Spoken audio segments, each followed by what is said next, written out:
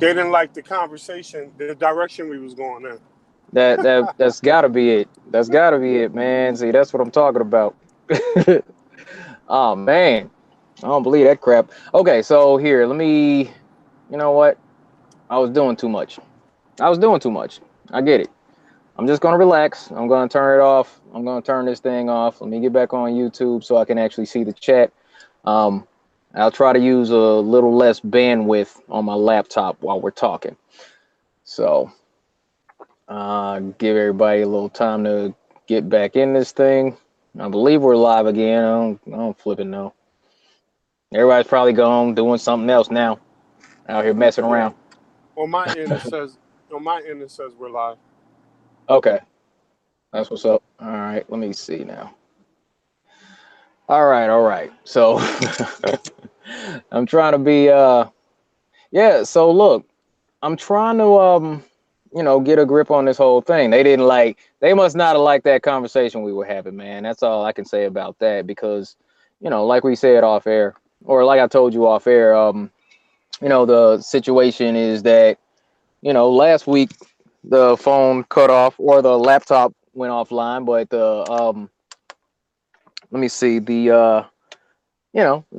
it's like we were able to maintain the live stream at the same time. So I don't know what the heck's going on, man.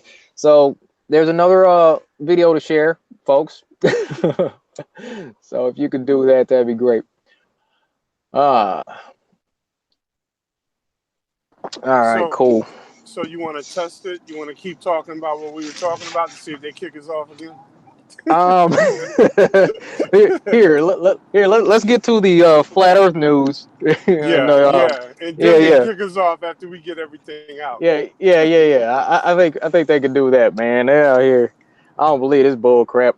All right, and special thanks to Alex Kim. I saw you drop something in the hat before we got off, man. I appreciate you.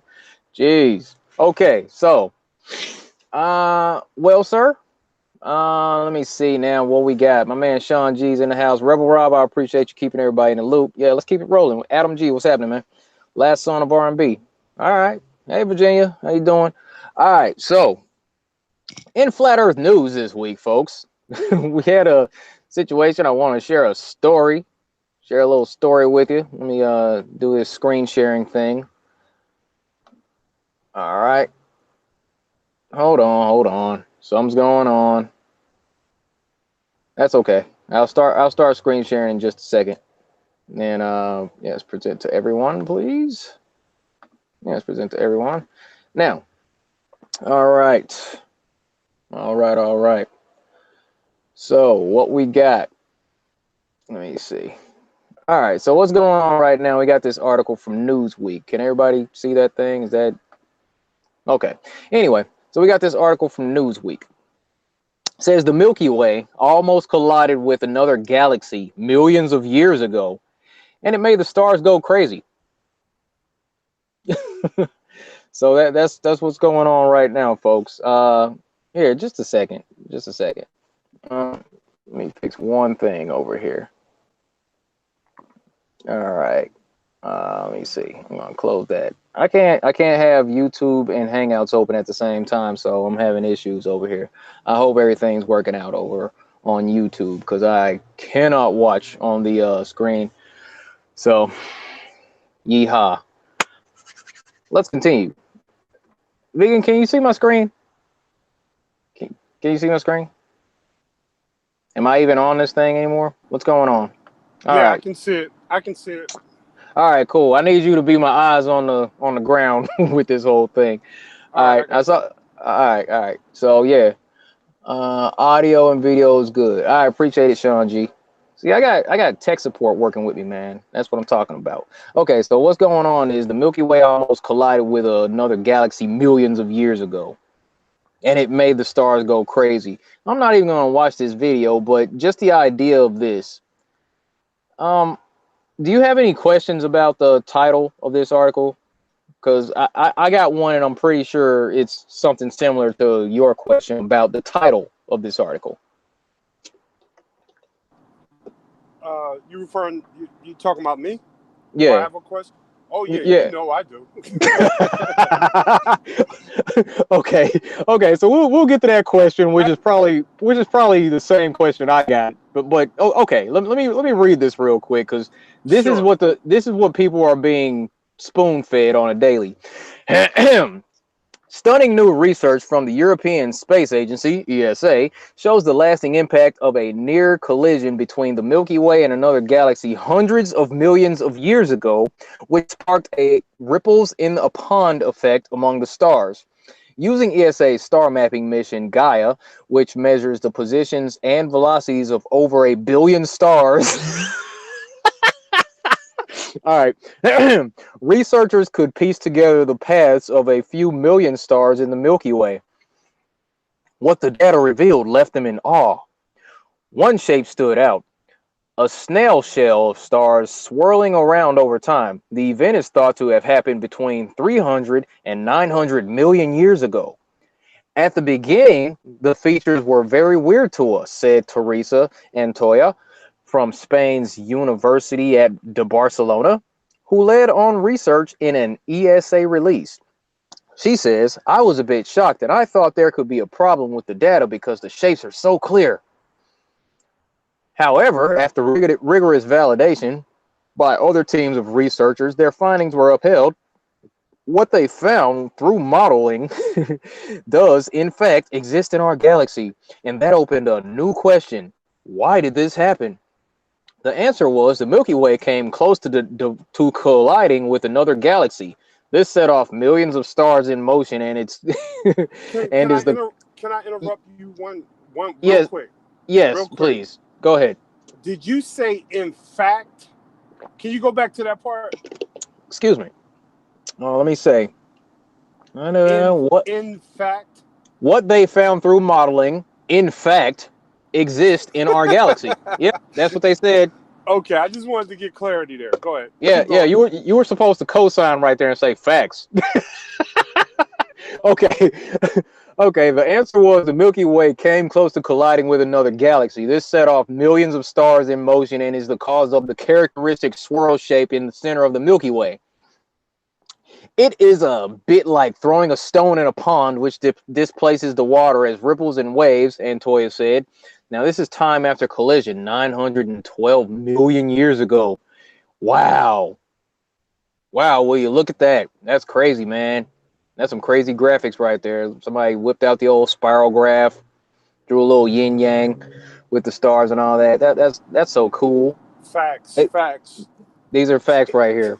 Facts, people. Facts. Concrete right Concrete. here. You see these cartoons? We are not messing around right here. Absolutely. It's absolute facts. Take it to the bank. This is what happened. All right, I'm gonna read a little bit more, man. Okay, the Milky Way is still experiencing the effects of this vast, ancient stellar near miss, a story remembered in the current velocities and paths of the stars impacted. Although the encounter took place around 500 million years ago, I thought they just said it was between 300 and 900 million. Anyway, we will still, or we still can see the consequences on the current orbits of stars near the sun, Antoya told Newsweek over email. I'm going to stop it there and go back. Facts. Yeah. Facts. Facts. And they believe it. And they believe this crap. All right. That's what we got, sir. What are your thoughts, sir? Well, one, they said it's fact, as if someone actually still exists to verify all of this. Mm-hmm. Secondly, I said I'm not allowed to curse anymore. It's BS. And what makes Fair. it BS is it's all based on imagination. It is based on something that's intangible, and they have no means, no human means to prove not one thing in that article. Not None one of it. thing can they prove. It's None of it's it. basically an idea that they created for people to believe in. That's all it is. There is no difference between that and anything else supernatural man claims to be true. It's that simple. And I rest my case. But but they said it's fact. I mean, I don't know how much more, you know, in depth we could go with this, man. They, you know, the person that we haven't seen that, you know, was talking to the person that we haven't verified said, you know, in fact, this is what happened, you know, 500 million years ago.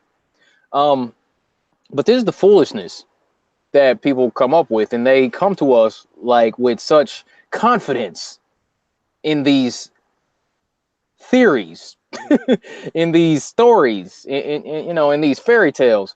But we're the crazy ones, though. We're the crazy ones because we don't believe it.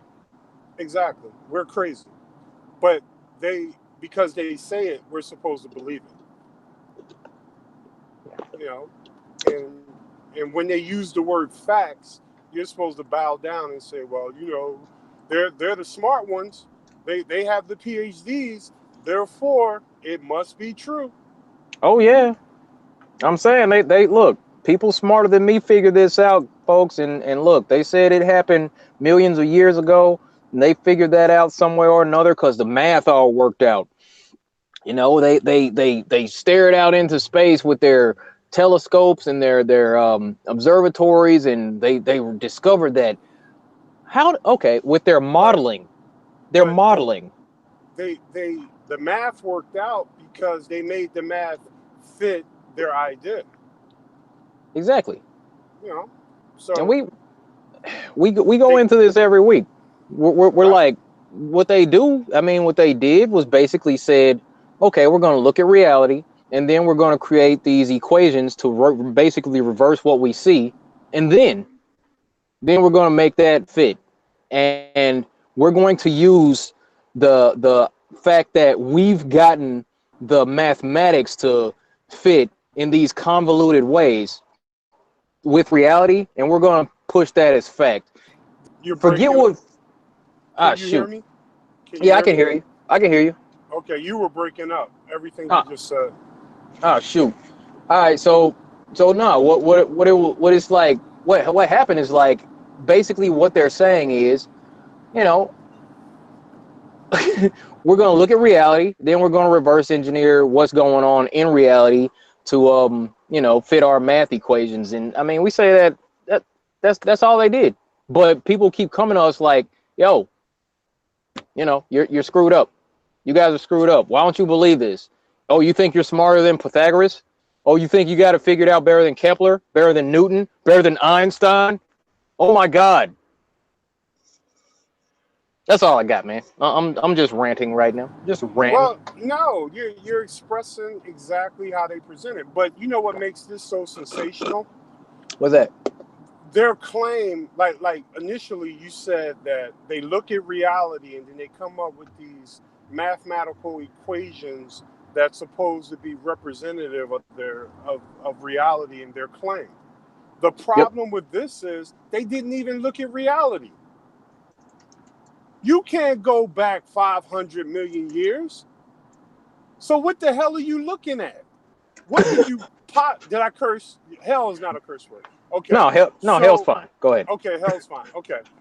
How can you say something happened 500 million years ago when you can't go back 500 million years? What can you use as a benchmark to even say something is 500 million years?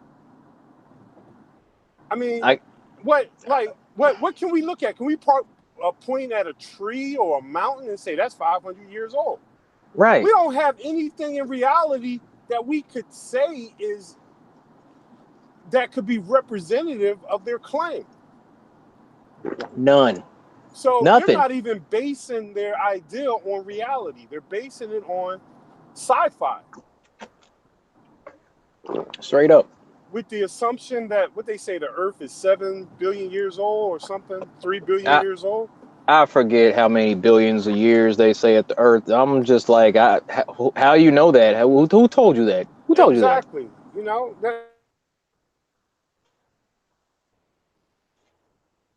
That the Earth was 3 million, I mean, not the Earth, the sun was 3 million miles away, right? Then they said, 300 million miles. Then they said 3 billion.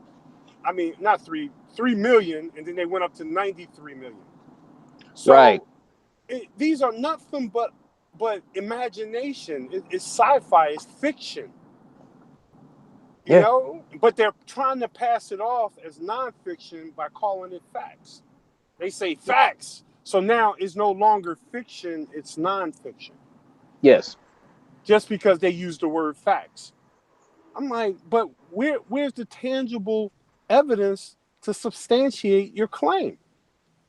Exactly. I mean, it's ridiculous. But you know what? They're doing this with everything. Everything. And I'll rest my case there, and we can go to the next topic. All right. All right. Hold on. Let me get this one thing done real fast. But yeah, it's ridiculous the way this is going down. All right, 100 crypto. I appreciate you. Yeah. We'll continue. Sure, appreciate it. All right, so that's more nonsense coming out of the scientism community that people trust and love so much. Also, shout out to Flathead Politics. I appreciate you.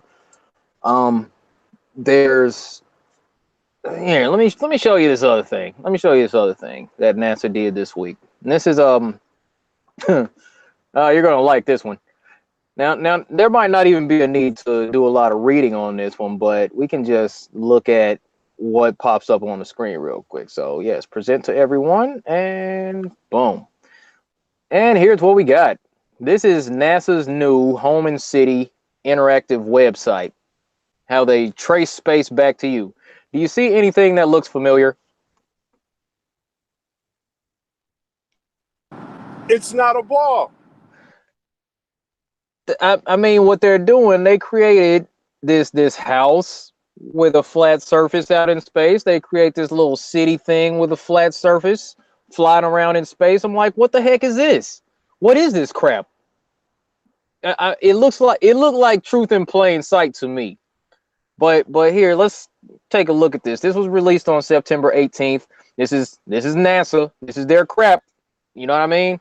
So NASA Home and City, new interactive website traces space back to you. Oh man. All right. So NASA studies our planet, sun, solar system, and beyond, but America's space program is closer to home than you may think. Yeah, no doubt. You can find thousands of NASA-influenced technologies right in your backyard. What? Our new interactive website lets users explore how NASA appears in everyday life. Man, I promise. All right. NASA Home and City features about 130 spin-off technologies in a virtual space, allowing users to tour through buildings and rooms to discover common items that NASA inspired or helped improve. Oh, I think I see what they're doing. Let me stop it right here. All right. Allowing users to tour through buildings and rooms to discover common items that NASA inspired or helped improve. Okay, so vegan, what I think they're doing here, we often ask in the community, what the heck is NASA getting $52 million a day for? We asked that question. Why are they getting $52 million a day? I believe that this is their preemptive strike to justify to everybody what they're doing, because they're sitting here saying, hey, this Home and City features 130 spin-off technologies that NASA inspired or helped improve. So this is them basically providing an answer to people ahead of us going to them and saying, hey, can you name off anything that NASA has provided us with? What, they supposedly went to the moon 50 years ago? What have they done lately?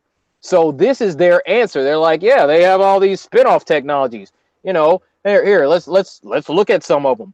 Water filtration systems in your home date back to the Apollo era. Durable wind turbines were designed with Mars in mind. Hold up. Let me pause you for 1 second.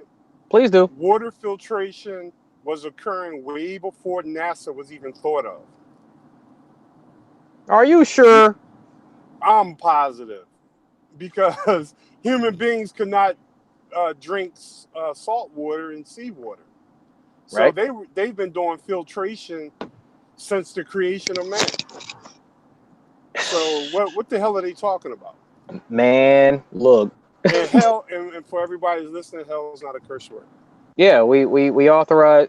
Hell is authorized on the weekly review, weekly wrap up. So we're good. Yeah, man. That's what they're doing right now. That's just what they're doing right now. You know what I'm saying? Oh my God. Quit. Make it stop. Somebody make it stop. Okay. Let me see. Durable wind turbines were designed with Mars in mind. NASA spacesuits and firefighters gear use a similar fabric. Oh, okay. So you're still using it. Okay, same stuff that firefighters use is what the spacesuit. Okay, we need to talk to Mark Sargent about that because he's got this spacesuit challenge where he's willing to get into a spacesuit and get into a vacuum if somebody joins him in that thing. Nobody's taking him up on that thing though. Okay. Do you Well, take? hang Oh, on. I oh, got a go, comment on the spacesuit, right? The go ahead. Go ahead. firefighter. You got it. Firefighters cannot walk into fire in their gear, Facts. right? I mean, Mm-hmm. they got a hose in their hand and they're trying to put it out, and they have protection, but they don't have the level of protection that the astronauts have, right? Because the astronauts can be outside of an atmosphere. So my question is really simple. Why aren't all firefighters equipped with a NASA spacesuit? They're not. That would make sense. I mean, because So these astronauts are outside the ISS and they're in the thermosphere. And you know the thermosphere, right, you know what I'm saying? The temperature's up there, you know. Hey, get pretty extreme, like, 3,000 degrees and whatnot in the thermosphere, man. But no, exactly. it's more of an ambient heat. You know what I mean? It's there's a difference Ah, between heat and temperature. It's like it's kind of that ah, hot out there, but it's like when you turn on an oven and then put your hand in, it's kind of like that is what they're saying. But I'm like, man, look, why don't firefighters have the same type of suits though? Like just like you said, but I mean, man, the how about race car drivers and people oh like that? I mean, yeah, they would never, if they crash, they would never die from fire, true. right? I'm saying, man. All you got to do is take the NASA spacesuit and they wear that while they're driving around the track. Right. It's BS. Yeah. I mean, dude, you okay? Straight BS. We're gonna appeal to the kids on this one. Do you take selfies? NASA technology is in your cell phone camera too. Come on, man. Okay.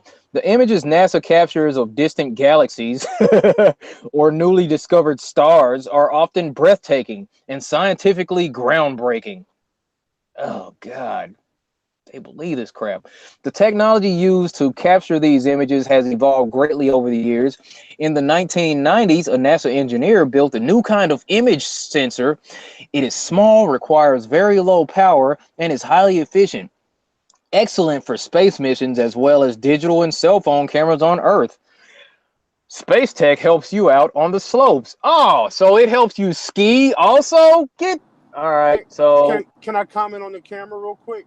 please do. Um, didn't they go to the private sector to get the first cameras to go to the moon? They went to Hasselblad. We're gonna. The You first cameras they had to go to the private sector to use a version of those cameras before they went to the moon in 1969. huh? Did you know See, that? I did. I was not able to rattle that off the top of my head in such a fashion. Yeah, I think it's called a Hasselblad, and it was the premier camera of the time in 1969. And they went to them, and they actually built the camera and gave it to NASA back then. Nice. So now they want us to believe NASA's in the business of building cameras. Yes. Okay. All right. Absolutely. All right. That's exactly what we want you to believe. But okay, so looking more into this, okay, because I just left this alone. I wanted to discover this around the same time as you did, just so we were like, what? Okay, at the same time, like, are you kidding me? So look, I saw the thumbnail for this crap, and I was like, yo, this is truth in plain sight. How many ways are they going to have to get out here and tell us that it's not what they've been telling us? Because this crap right here, that's not that no. Well, D, you got to think about it. How could they have done any? How could they have represented anything on a globe in this particular situation? They had to do it with a flat Earth. Yeah. So imagine them trying to do this design with a globe. They wouldn't be able to do it because you can't even imagine a way to do it without it looking silly. I know. You see what I'm saying? Yeah. So if they tried to replicate the idea that they have in front of us on that you're presenting right now, yeah, and they put it on a globe, it would look completely ridiculous. Fact. That's a fact right there. So oh my goodness. To have it make sense to the people, they had to put it on a flat surface. I rest True my story. case. I rest my case. Yeah, that's a fact. All right. Oh my God. Yeah, they had to put it on a flat surface because look, even I'm not a video game designer, but I mean, I used to play World of Warcraft a long time ago. I'll go ahead and out myself with that. I used to play World of Warcraft, and look, there will be points where the screen was loading up, and I'm like, waiting to get the game started and all that, and it always started out as a flat plane, always. It always started off with a flat background, and then they just kind of, put all the digital graphics into the thing, and then, started to build the world around it. But it always started off flat. They never used a globe. They never, like in no video game. I can't think of any video game that's been designed to show a flipping globe. Come on now. Exactly, because you got to look at it this way. When they create the video games, the whole purpose of creating a video game is to be reflective of reality. Yep. Them's facts. And that goes along with what Rambo Jambo just said too. Shout out to Rambo Jambo. Appreciate you gave out that Nikola Tesla quote. Today's scientists have substituted mathematics for experiments, and they wander off through equation after equation until eventually they build a structure which has no relation to reality. Yeah. Yeah, that's exactly what they do. Like we say, they just reverse engineer the reality, and then just wrap some math around it and call it good. And right. Was I breaking up, or were you breaking up? It was probably me. It was probably me. Yeah, chat says that I was sounding good, but it was probably me, man. My stuff's all jacked up over here. Well, what I said was that when they make video games, it has to be for the game to be successful and for people to want to play it. It has to be a representative of how we experience our world. Yep. So if they put it on a globe, it's not going to be a good video game because no one experiences the Earth as a globe. We experience it as a plane. So all the video games have to look like a plane. Because anything else would be silly and ridiculous. Yep. And that's why I wear that one shirt. You know what I'm saying? The globe head logic. Hold up. Where's this thing at? Nope, that's not it. Y'all know what shirt I'm talking about. Not that one. I got one around here somewhere, for goodness sake. This thing right here. This is why it's such a great representation. When I put this shirt on, it says globe head logic. And somebody's actually got to sit there and say, well, if this is... I'm sitting here using this shirt to talk flat earth to people. And I will point at this one and I will say, well, this is how we experience Earth right now. If you believe in the globe, you must believe in people walking around upside down on a ball with water sticking to it. And I'm just pointing this at them, and they're like, "Yeah, yeah, that's what I believe." And I just laugh at them. I just laugh at them when you say that, man. You know what I'm saying? I'm like, it makes no sense. Right. Like, what are you talking about? What the heck are you talking about right now? You know, Yeah. it makes absolutely no sense. You actually think that there are people like upside down on a ball, like walking around at all these crazy different angles. But Right. I'm crazy because I'm saying that there are people walking around on a flat surface at a 90-degree angle, like you and I are walking around right now, and I'm Exactly. crazy. Exactly. Wow. Okay. And you know what's even crazier? If you play those simulation games where you're like in a helicopter or an airplane or something like that, Hmm. it's always a flat horizon. Yeah. It's never a dipping around a ball. It's never none of that. Hmm. You know, because an airplane never dips his nose. So if the airplane never dips his nose, the game has to be reflective of reality, and so it has to present it as if it's a plane. Absolutely. You know, it's crazy, man. I mean, the truth is right in our faces, and we still don't see it. Oh, I mean, and I it's rest my case. I don't know. I was saying it's in our face all day, every day, and you know that's a major issue. Now, let me see. I'm just drawing something out right now. Hold up. Let me Well, see. the crazy part is in our simulations of reality. They can't even simulate it as a ball Yep. and have people be interested in it. So they have to do it in a plane so people will be interested in it because that's the only way our five senses detect it. Yeah. It's Yeah. crazy. Absolutely. Absolutely. Look. So I just scribbled this out real quick, and the way that it works on an airplane, they have the controls. Now it's one. This is like the where it orients the way that the plane is flying, like the direction. And in order for this to work, it's like this is north, it's flying south, east, west, or whatever. Okay, so it's just showing what direction, what azimuth, or what where it's going. You know what I'm saying? And then this one shows, it's like another one. It shows whether or not the plane's keeping level. So it's showing that you're flying in whatever direction over a flat plane, and this is showing that you're always flying level. I can't remember the names of these things right now, but you know what I'm saying? It's like it's in the airplane. Just those two things right there say, okay, I'm flying in this direction and I have to fly level. You have to fly flat in order to be flying in one direction, because if you hold a compass, you have to hold that compass flush. It has to be level to the ground in order for that little for the needle to point in the direction where you're trying to travel.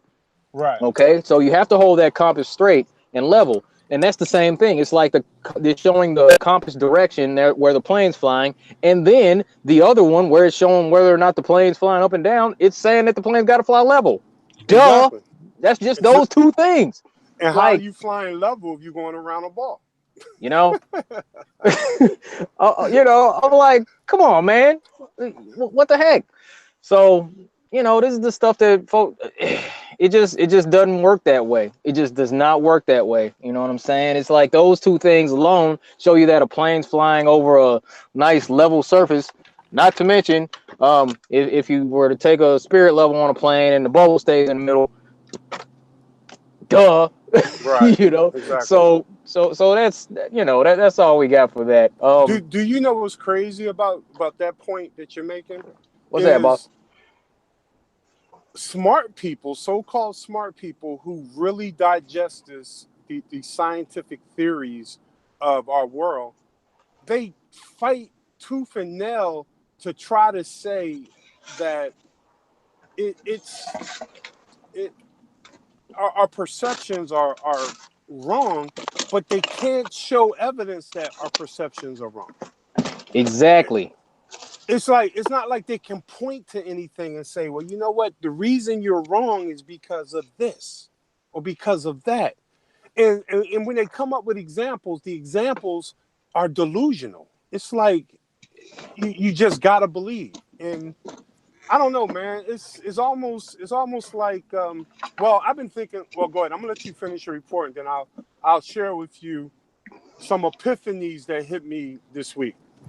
Okay. Well, that was all I had on that one. I was just doing a little rambling after that whole NASA, showing the flat Earth basically out in space. And then we had to get onto that because you can't simulate reality on anything other than a plane because it's ridiculous. You know what I'm saying? There was a situation where there was a college that did like a not a life-size replica, but they used like a huge room and they did a real like replica of some city, and it was flat.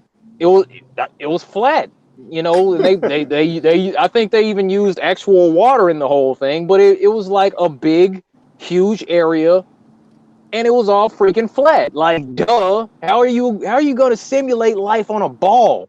And I Right. dare you build a model and then make up for the curvature on that model and then try to use real water. Then what? That water's Exactly. gonna it's gonna flow off the edge, over the edge, like they tell us. But come on now. And you know what else is funny about that? They What's that? act like the water is outside of the atmosphere. Yeah, that's fun. We deal with the water. We're inside the atmosphere. The water's inside the atmosphere. We know how water reacts inside the atmosphere. But then they tell you to go out to go into outer space to understand how it sticks to the ball. But water is not in outer space. Water is in our atmosphere. And we are in that atmosphere. So what we're witnessing is exactly the nature of water. So when Yeah, you speak against the nature of water, you can't go to the cosmos to explain water on the ground. Water is on our ground, like we are. yeah, So if water is not curved, why would we assume people can stand at the bottom of a ball? It just makes no sense. It makes I, absolutely no sense. And I guess we can point that out too in that wording. When you say no sense, break that down. It's not detectable by the five senses. So right. when you say something is nonsense or no Oh, sense, you're yep, literally talking about the five senses. But we use it in our language and we don't understand what that means. We think it's just dumb. No, it yeah, means your senses can't detect it. yep. So if your senses can't detect it, it's not classified in the category of reality. That's a fact. And Yeah, I get this argument all the time. People say, well, what about sound waves? What about radiation? What about that stuff that we don't see? Right? I said, yeah, well, we do see it. We see it through the equipment that we've created so we can witness the things that you can't see with the naked eye, but we can see it through our equipment. yep. So if you didn't have senses, even if you had the equipment, you wouldn't see it. So you still need five senses to see it. Exactly. So what they See, do is they get us to put so much value in the technology, but they forget the technology doesn't work without your senses. Technology does not trump your senses. It's nothing but an enhancement. It enhances our senses, like binoculars, right? right. Yeah. Binoculars only mean something if you can see. If you can't see, binoculars, a telescope, a microscope means nothing to a blind man. It means Yeah. nothing. I'm sorry, go ahead. Oh no, you're right. But this is what I'm saying. It's like that's the type of stuff that the average person on the street, not trying to say that we have any sort of intellectual superiority over anybody. It's just that we in this community, the folks that are skeptical of the powers that shouldn't be, we have this innate sense of reasoning to where we can say this isn't right, and then we'll look at what's really going on, and then we'll look at what's being told to us, and we're like, something's not right. This isn't matching up. This isn't matching up. Just on a basic level. Oh, government's got our best interest at heart. Why are there homeless people? Oh Right. wait. Oh wait. The healthcare system's actually working. Why are so many people sick right now? I don't understand. Like what? Oh, vaccines work. Well, why is it that they're trying to make vaccines mandatory? So that would mean that if there are children that weren't vaccinated around children that were vaccinated, there shouldn't really be any trouble if the vaccines actually work, because the children that didn't get vaccinated wouldn't be able to infect the kids that were vaccinated because the vaccines work, right? You know, I mean, you see what I'm saying? It's like Right. circular logic that they give us. So, it's just, Well, huh? further than that, if Yes. vaccines is what we need to sustain life, why would you give vaccines to people when you say that we're overpopulated? Ah, Why wouldn't you there you just go. let people die from natural causes, or let people die from not being vaccinated, of getting vaccine shots? Why wouldn't you let them just go die naturally from natural causes? There you go. So they're trying for our best, but then they overpopulated. Mm-hmm. Populating more vaccines because the vaccines, we will probably live to 100, whatever. Yeah, They don't want that. They want us dependent on health care. They want us dead by 80 or 75 or whatever the number is. Some of definitely. us are dying earlier than that. Yeah. Yep. So the vaccine idea blows my mind. They complain about overpopulation, but then they act like they want to preserve life and have people live longer. Yeah. So Yeah. I think they're trying to make people die earlier, Mm-hmm. but I don't think it's in man can create something to massively kill everybody. Like a lot of people, I really don't believe in nuclear weapons would destroy the whole Earth or the whole plane. The reason Right. why is because like I know, being in the military, when an explosion happens, it's on the surface and it goes up. One thing that we do know is that the Earth, as far as them digging downward, Mm-hmm. how can a nuclear explosion destroy 12 kilometers down? So how Yeah. can the whole Earth be destroyed? Like if you think about like Star Wars and all that, when they blow up planets and stuff like that, the whole freaking planet kind of just turns into rock and breaks up, right? Right. How can man create a weapon to destroy hundreds of miles beneath the explosion? Yeah. That's not happening. That's not happening. So if we kill anything, we're going to kill all of life on the surface. And I don't think we really have the ability to do that. I think we just make those claims, and they use it as threats to control other nations and all that. It's all political, right? That's why nuclear weapons is a political thing. I think we can Mm-hmm. cause a lot of damage. We Yeah. prove we can blow up cities, that kind of stuff. But destroy the human race with a nuclear weapon, I don't think that's possible. I really don't. I know you can't destroy God's plane because man is not God. See, for you to believe that nuclear weapons can destroy the plane, right? Mm-hmm. You're basically saying man can destroy all of God's creation if he wanted to. Yeah. And I that's don't no. I don't think that's possible. There's going to be some survivors, and it probably be a lot of survivors, and they'll just repopulate the earth. In my opinion, I don't even know why I went there, but that's what I was thinking about. I don't know. That makes sense. I mean, because that's another part of why why they have these underground military bases. These underground cities, man. I'm saying a buddy of mine sent me some videos about that crap, man.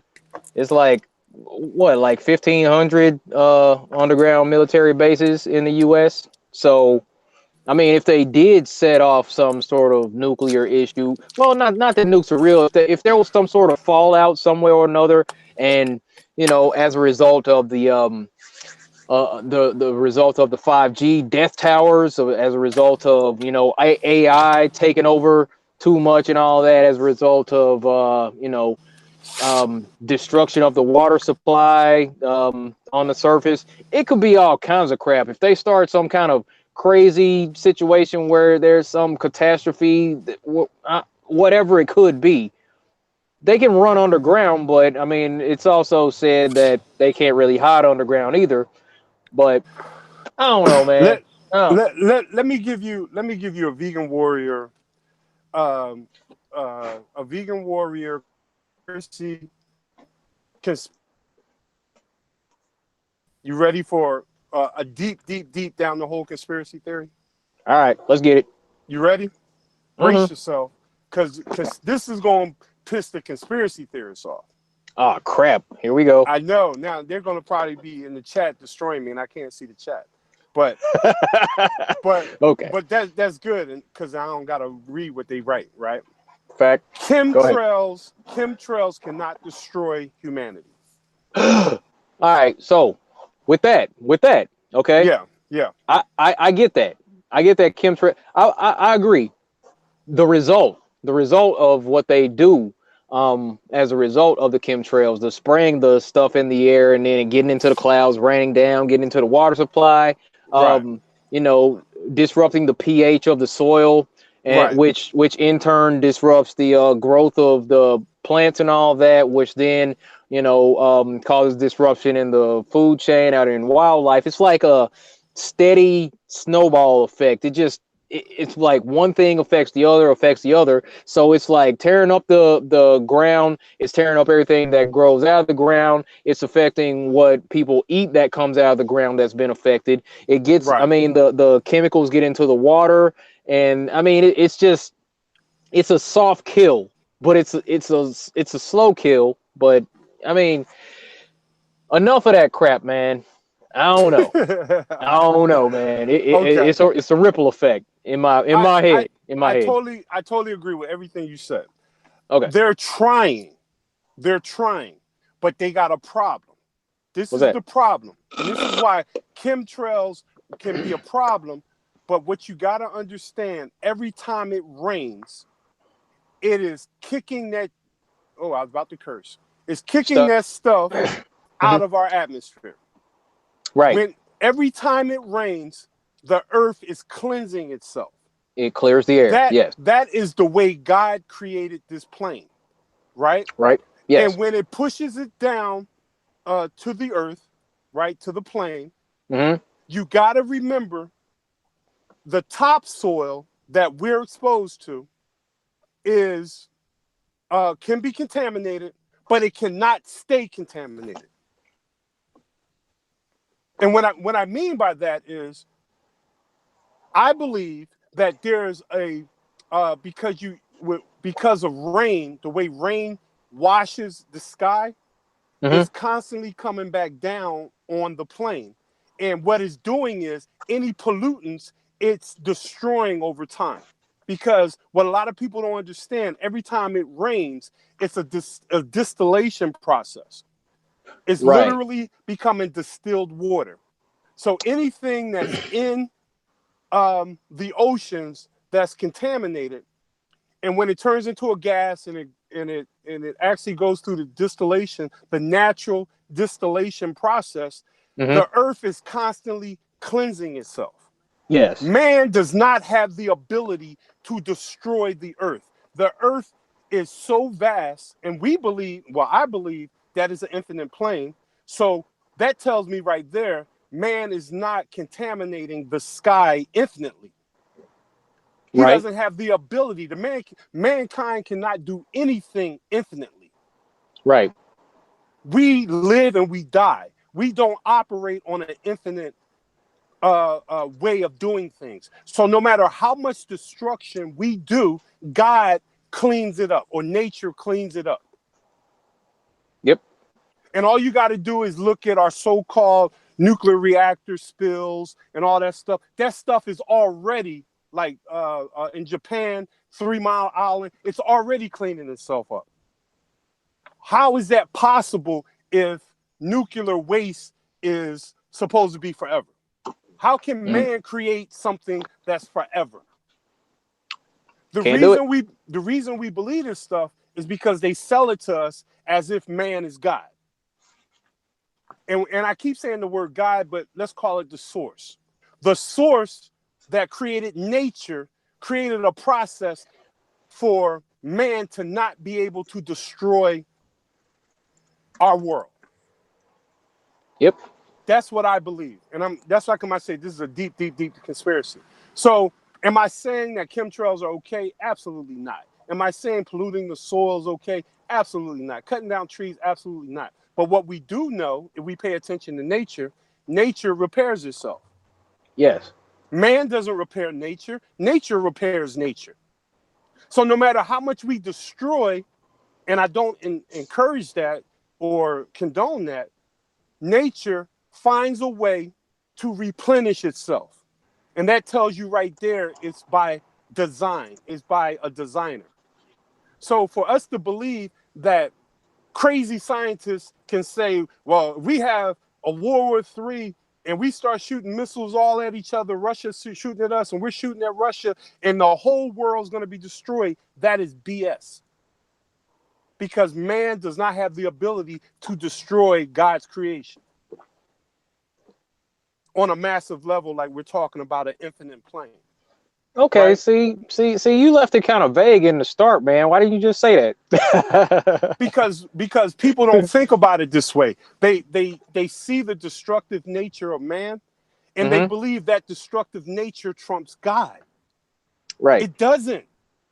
Anyone that's destructive, guess what? They die. And the earth will still be here. Yeah. You could talk about Hitler, you could talk about Stalin, you could talk about any tyrants throughout history. They all died and the earth still is here. That's true. So for man to believe they have the ability to destroy God's creation, it's a delusion. And they take that delusion and they sell it to us. And we believe, oh my God, if we don't stop them from doing this, everything is going to be gone. There's not going to be any prosperities. There ain't going to be any children. Ain't going to be this. That's BS. That's BS. Because I can tell you this as being an older guy. I remember talk back in the 80s where they said we would never reach 7 billion people. Mm-hmm. I remember that, when they were talking, I think back then they said we were 4 billion or something. I can't remember, but they said by 7 billion, the world will be in complete turmoil. Man can't predict God. Yeah. He can't. He is riding the wave of life. That's all he's doing. Right. And to believe you can steer the wave and change the wave is to say you're God, and you're not. So that's my deep, deep, deep conspiracy, because a lot of conspiracy theorists want to believe we're in end times and we're this and we're that. And these are signs of this and signs. Well, all that is man acting out prophecy written by men. They don't know God. So therefore they think they're greater than God. Because think about it. Are you greater than another man who created something? If you destroy his creation? I don't think you can destroy God's creation. No. I really don't. If you cut down a tree, that tree's growing back at some point. Yeah. and that tree's it's gonna be here after I'm gone. Exactly. So man wants to believe in his infinite wisdom, in his thinking, that he has the ability to do pretty much whatever he wants in this plane. In reality, he can't. He can't. He talks about it. He grows old. He becomes ill, and then he dies. And guess what? The world still is the world. That's the truth. So I can't. I've lived through the fear of 1999. Oh my God, this is gonna happen. The world's coming to an end in 1999. That was a big deal back then. A lot of people were young and teenagers and stuff like that. But when they said 2000 was coming, it was supposed to be the end of the world. They said that about 2012. Oh my God, man. This is the end of the world. This is gonna happen. Yeah, look, that's when I was freaking out. I was freaking out in 2012, man. Right. I'm saying. I'm saying, what was that? December 21st, 2012. Yeah, man. Hmm. I had trouble sleeping. Let me see. It was the night of the 20th. I was having trouble sleeping that night. Like, man, what's about to happen? Nothing happened. Exactly. Nothing happened. You know It's what I'm saying? I business remember as usual. I wanted to freak out for Y2K, but I was in high school and I wasn't really thinking that deep about it. So, you know, it Exactly. was nothing. But us adults, like I can tell you, I was an adult in 2000, right? In 1999, going into 2000. All right. It was people walking around really, really scared. I mean, Yeah. they really, and that's because all of the predictions of man. They all know what God is going to do. They all know, everybody know what God's going to do. The mind of God, the mind of this. Everybody want to make predictions. And I'm going to tell you, throughout human history, every man that tries to define God's intention is wrong. Everyone. I mean, even some of the people they talk about in the Bible, they were predicting was wrong. Nostradamus, wrong. Yeah. Everybody's wrong. Man does not have the ability to be God. No matter how much he acts like it, no matter what he creates, he is still not God. That's true. And as soon as they realize that, our world will become a better place because the reason our world is jacked up, everyone is trying to act like God. And then they grow old and die. Yeah. Yeah. If you're Yeah. God, you won't die. Yeah. Like Elon Musk right now is telling everybody he's God. That's what he's Okay. doing. The AI and all that. He's trying to say he's God in his own way. So now the big fear is AI. Oh my God, AI is going to take over and we're all going to be plugged into a computer. We're all going to do this. We're all going to do that. As if they're gods. That I The, mean, that's ultimately what they're trying to do. I mean, there's that whole situation where, they're trying to merge man with machine, and we've mm-hmm, seen them, doing their predictive programming thing. They have to tell us what their agenda is. They have to tell us what the plans are. And I mean, right, so many movies already come out to where they're basically merging man with machine. I mean, when there was the Matrix, there was this one. What the heck was that? I don't even know. It was like the Soul in a Shell or something like that. The one right, with the old girl from Avengers. She was in the thing. She was right. like a robot or whatever. Just the whole idea of putting consciousness into an inorganic body, and that's what they're trying to do. I totally Bib- agree. biblically mixing iron and clay, something like that. So I mean, Absolutely. yeah, yeah. So they're trying to Well, achieve well, eternal think life about this. through those Think, means. hey, think about this for a second. Hmm. Show me one example out of all these movies and all these scientific claims where you have witnessed consciousness in a machine. Ghost in a Shell. That was the name of the movie. Okay. Right. Th- Thanks, I'm just Chocolate saying. asking. I'm asking for one. Like I asked for examples of the globe. I'm asking for an example of one time any human being has witnessed human consciousness in a machine. I got nothing. I mean, I guess if I tried to answer that question, I would say really smart computers. But those are really smart computers of people that kind of program it to say what it say, right? It's not Right. consciousness. It's not human consciousness. It's an Hmm. artificial. It's AI. So we want to believe AI is a man creation that can mimic God. Is that what we want to believe?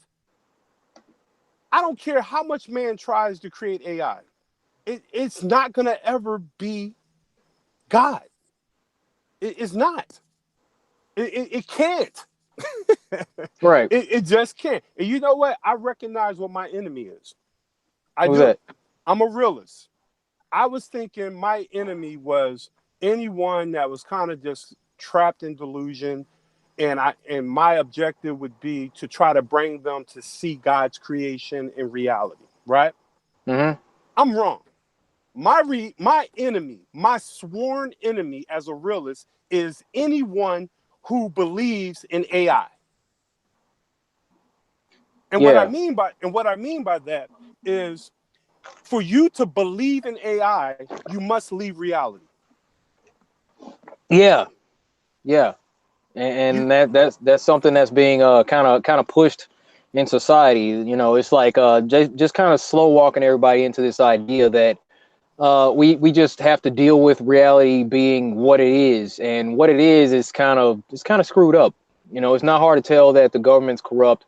You know, more people than ever are starting to figure out that the food is, you know, basically poison, the education system's crap, that the whole idea of working a job to make it in this society is ultimately going to leave you in a position where, you know, you don't have a whole lot left at the end of this thing. You've worked your life away and you're barely getting by along the way, and, you know, things just go wrong. It's like reality sucks, man. Right. So what they're doing basically is just kind of doing the whole boiling a frog over time Right. thing, to where we accept that reality sucks. So Exactly. in order to escape reality, we're going to introduce you to artificial intelligence or virtual reality, like in Right. that one movie Ready Player One, where Right. people, you know, or that one where what was that? The Surrogates. You remember that one where people would Yep.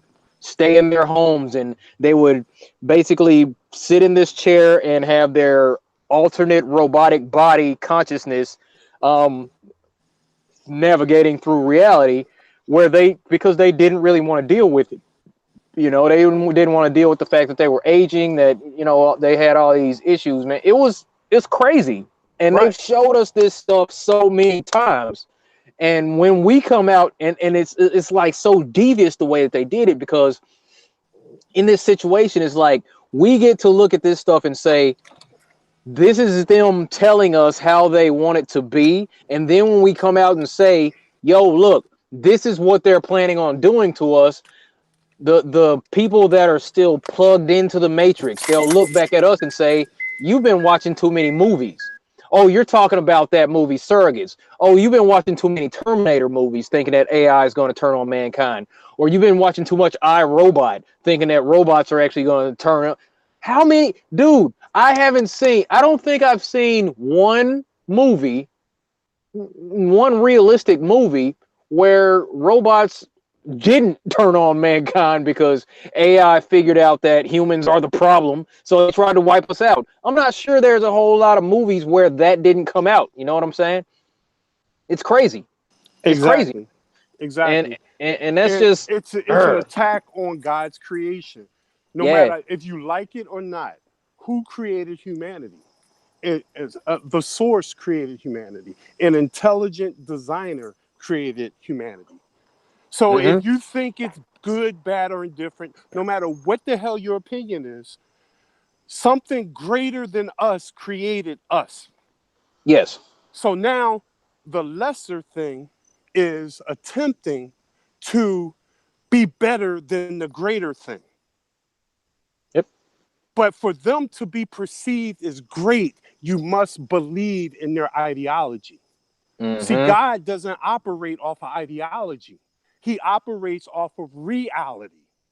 Yeah. We have ideology, the source has reality. There's a big difference between what you think is true versus what is actually true. So when I tell people I'm a realist, I am talking about what I can tangibly prove to exist. When you talk about artificial intelligence, virtual reality, all that stuff, you're talking about the ideas or Mm-hmm. simulations of reality. So until we realize, no matter what their claims are, until they show us evidence, it does not exist. People in Australia are not upside down, no matter what they say. At all. They have to show us evidence that they are actually upside down. It's that Zoom simple. zoom in from space. Zoom in from space. I want to see the people upside down. That's what we want to Exactly. see. Show me a boat. Show me a boat. You know, drifting along in the upside down waters near Australia, and I want to see some people riding the bike upside down, walking around upside down, buildings tilted out all different directions. Why is it that every time we see a video of something, it's always people walking around at a 90-degree angle? Right. Like Exactly. why is that? I Well, mean, you know what? there are people upside down, right? So why can't we? Why can't we see this? I don't know. Well, you know what? We got to get a little more detail because I say people upside down in Australia all the time, and people just blow it off. But let's put it into perspective. If That's we why. actually live in a ball, right? Mm-hmm. Yep. The clouds in Australia are raining up, not down. Yes. How about that? How about that? Can people visualize that? Because when I say people in Australia upside down, they have to be upside down on a ball. They say, well, it's only a matter of perspective. What about the clouds? Does it rain in Australia? So that means the clouds at the bottom of the ball is raining up from the ground. I mean, from shit. Hold up. Excuse me. I said the S word. The clouds that are underneath the ball are raining up, or is that down, or up towards the center of the earth, if it's a globe. Yeah, Wrap basically. your mind around that one. Man, look, I did that. I did that in a video, and people and these globies got mad at me for that because it was just like a theoretical idea where they were talking about, well, if you were able to dig through the globe from one side of the earth and dig all the way through the core to the other one, it was talking about how you would have to dig a hole through here and you would jump into the hole and you would go through here and you would pick up so much velocity on the other side that you would have to come outside feet up, and then once you come out on the other side of the globe, then you're going to be basically upside down. It's like you flip halfway through the globe, then you start to fall up, basically. You know what I'm saying? I'm like, what are you talking about? And then you got to come out the other side, land on the other side, and then when you get on the other side, you look up and there's a sky all of a sudden, and they're like, it would take you like 21 minutes to do the whole trip. I'm like, get out of here. Get out. Well, you got to look at it this way. They don't even got to prove that people are upside down. No, yeah. All they got to do is pinpoint where the flip occurred. Yeah. Right? At the core. On the ball. At the core, bro. Yeah. Exactly. So you're on the ball and you're going around the ball, right? Mm-hmm. At what point does it flip? Just stop. Oh, we just got to flip. Let's stop and pinpoint this on the map. Yeah. That's all they got to do. I got nothing. And that's the thing, man. That's the thing that throws me off. And it's these simple observations that, point out that degree of ridiculousness that goes along with the globe. Sound like you just got home. Yeah. Let me put it on mute. Go ahead. I'm listening. All right. No. It's that type of nonsense that tells us that the globe is pretty much nonsense, and you have to believe a lot of outlandish crap in order to believe it. But all right. Here. Let's move on to this next thing real quick.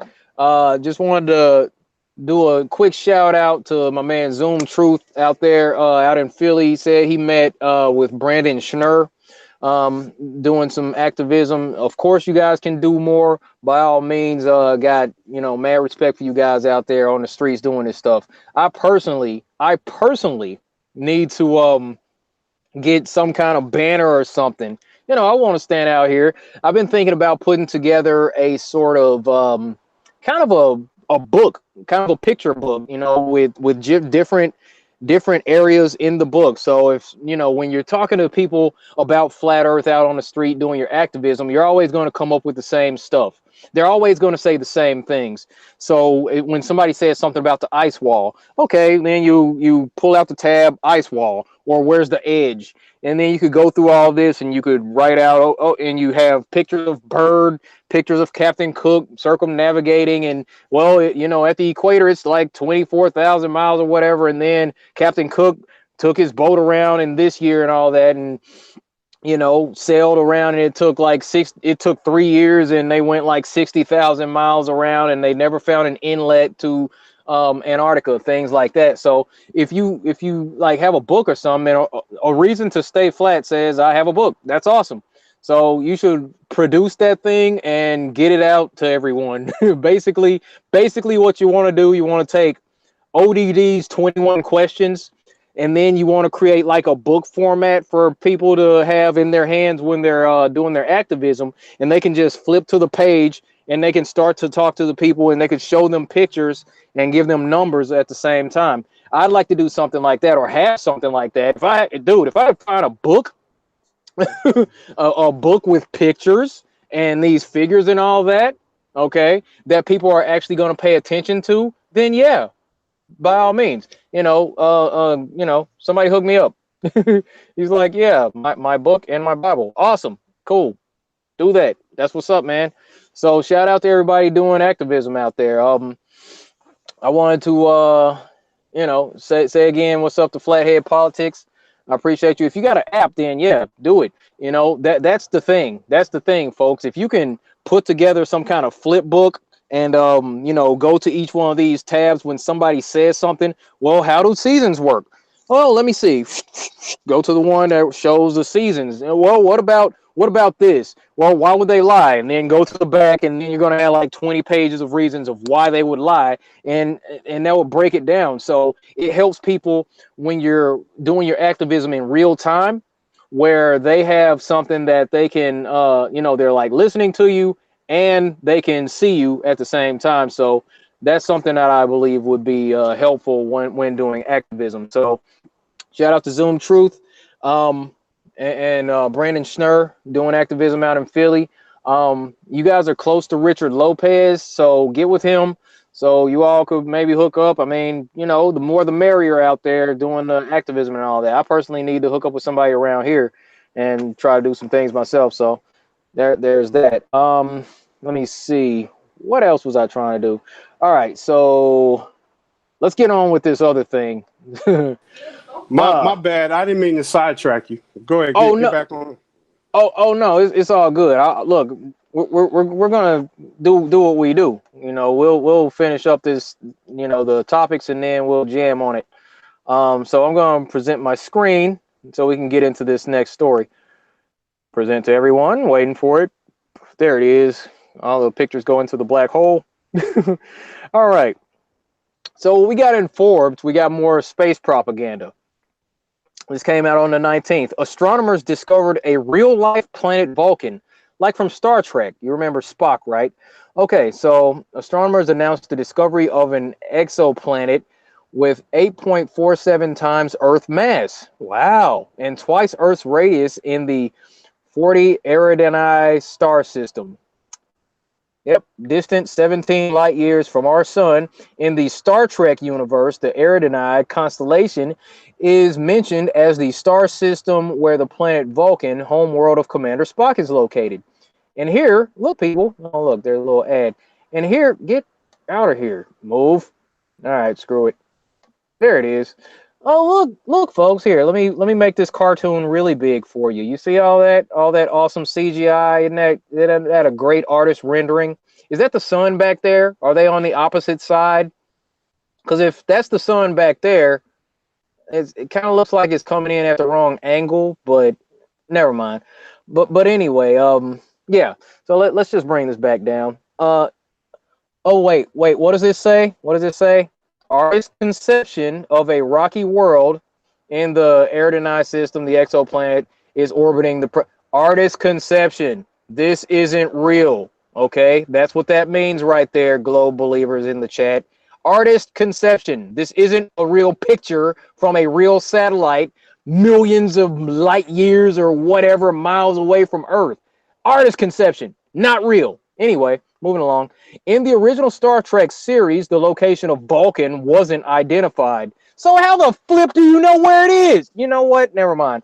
Vulcan was mentioned as planet various times in the first season, but it was only in the second season episode Amok Time that it was visited by Commander Spock, Captain Kirk, and Chief Medical Officer McCoy. Darn it, Jim. He's a doctor. Anyway, Vulcan was shown as an Earth-sized world, mostly covered by deserts and mountains, with a red sky glowing above a barren landscape as it orbits its sun on a very narrow orbit. Its surface temperatures are higher than Earth's. Also, the atmosphere is very thin, barely breathable, and non-Vulcans have a hard time adapting to the harsh environment. According to Star Trek lore, folklore, the desert planet Vulcan orbits its sun together with the planet Tikut, a geologically active lava planet. Oh my God.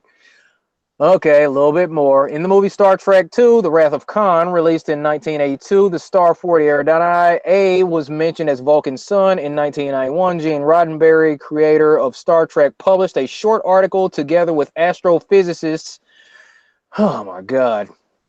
Donahue and Nassapoulos arguing that the constellation of Eridani would be the most fitting place for Vulcan. Oh my God, they're arguing about theoretical space areas that, oh, all right, hold on. Let's move on here. Let me see. So this is Earth and this is Vulcan and this is more comparisons. And this is what this probably cost a good $2 million to come up with. Whoever did this is probably making a good six-figure income to put together these cartoons. I hope you enjoy what your tax dollars are giving to you, because this is it. This is what we get. Okay, this story right here, these cartoons, this bullcrap. This is what we're getting with our tax dollars. So I hope we're all enjoying this stuff. Anyway, unlike the fictional planet Vulcan, the real exoplanet seems to be a super Earth or a small gas giant. Oh, because out in space, in case you didn't know, there are actually gas planets. You can't really walk on them, okay? It's just gas. But gas, some way or another, because of gravity out in space, shapes into a perfect sphere. My God. According to the published preliminary results, the planet orbits its star just 39 to 40 Earth days along the inner limit of a habitable zone. Whatever. Okay, I'm done with this one. I'm done with this one. All right, gonna go ahead and close this one down. Get back over here. All right, Vegan, what you got? Uh, they're merging sci-fi with science. Basically, they programmed us with the sci-fi. It started in the 50s and 60s, talking about the aliens and what space is and all that. They went online and they created, NASA. And then NASA just built on top of the sci-fi lie. They turned entertainment into reality. And that's pretty much how it is. It's real simple. Real simple. And you pay attention, and if you do some research and you go back to the first alien movies, the first space movies, they were preparing us for what they're saying is truthful now. You know, so Yep, that's how it is. man. And look, I wanted to pull up a video. I don't want to push it with the bandwidth, but Captain Kirk, William Shatner, in one interview actually said verbatim that science and science fiction are the same thing. So, oh man, you know what? It's water. I'm just drinking it like it's tequila. Trust me, it's water, people. This is, supposed to be fixing my pH and all that. I put a little supplement in it called Mega Hydrate. Not promoting so much, but it does some help with the blood cells and all that. Kind of helps with um, oxidation. It's kind of got these antioxidant properties. So that's what I'm drinking here. Right. Hey, Yeah, I yeah. want to. Now that I'm actually seated at my desk and I'm at the house, I was driving the whole time I was talking to you. Right. Let me clarify what I mean when I say AI is my enemy. Right. Okay. Yes. What I mean by that is, let's start with the words. Right. And we Okay. talk about the words. When we say reality, we're talking about what can be detected. Right. We're talking about that which is, that which Mm-hmm. exists, and we can detect it naturally. AI stands for artificial, something that isn't real, Mm-hmm. intelligence. So if you have something that isn't real and it's intelligent, it's not grounded in reality. If it's not grounded in reality, why are people believing it? because they want us to believe that AI is reality when it's not. So if we buy into these ideas, see, and when people say AI, they're thinking of a computer. They're thinking of, you know, the virtual world, video games, stuff. But it goes beyond that. Artificial intelligence is anything that someone tells you that is not verifiable. Let that resonate. Anything that is told to you that is not verifiable. Artificial means made by man. Art. A-R-T is the etymology of the arm. The arm. Who has an arm? A man. So when you say something is artful, you're saying it's created by man. Nature is not artful. Man is artful. Artificial is something that's created by man. So if you say artificial intelligence, you're saying man's intelligence. But what they want you to believe is that man's intelligence, artificial intelligence, is equivalent to natural intelligence, or the natural designer, i.e. the source, i.e. what we call God. It's man's attempt to be God. So therefore, as a realist, and I believe everything that's real is of God, anything that isn't of God is artificial. And if it's artificial, it's the opposite of reality. If it's the opposite of reality, it's my sworn enemy. So what I mean by that is, if something is outside of nature, but it's posing as something that is real and of nature, it's my enemy. That doesn't mean I'm not going to stop driving a car. It doesn't mean I'm going to stop playing with a computer. I see those things as creations of man. I don't see those things as a replacement for the source. So, and if you really sum up what we're doing here and what many of the truthers are doing, we are fighting against artificial intelligence. The act of getting people to believe in things that are creations of man that are not real. So when we attack NASA, we're attacking NASA because of their claims of being real when it's not. Right. AI is our enemy. Yep. And I might make a t-shirt that says that. AI is my enemy. Then you're going to have to break that down to people when they read, like, wait, what does that mean? Well, anything that's not real is my enemy. I like it. You know? I like it. And they push it as truth, just the same. Just the same. Oh, I wanted to piggyback on something you were saying about artificial. Okay, so here, let me try to remember this. I'm doing my thinking out loud. I remember listening to a talk by this guy. He was like a philosopher, Alan Watts.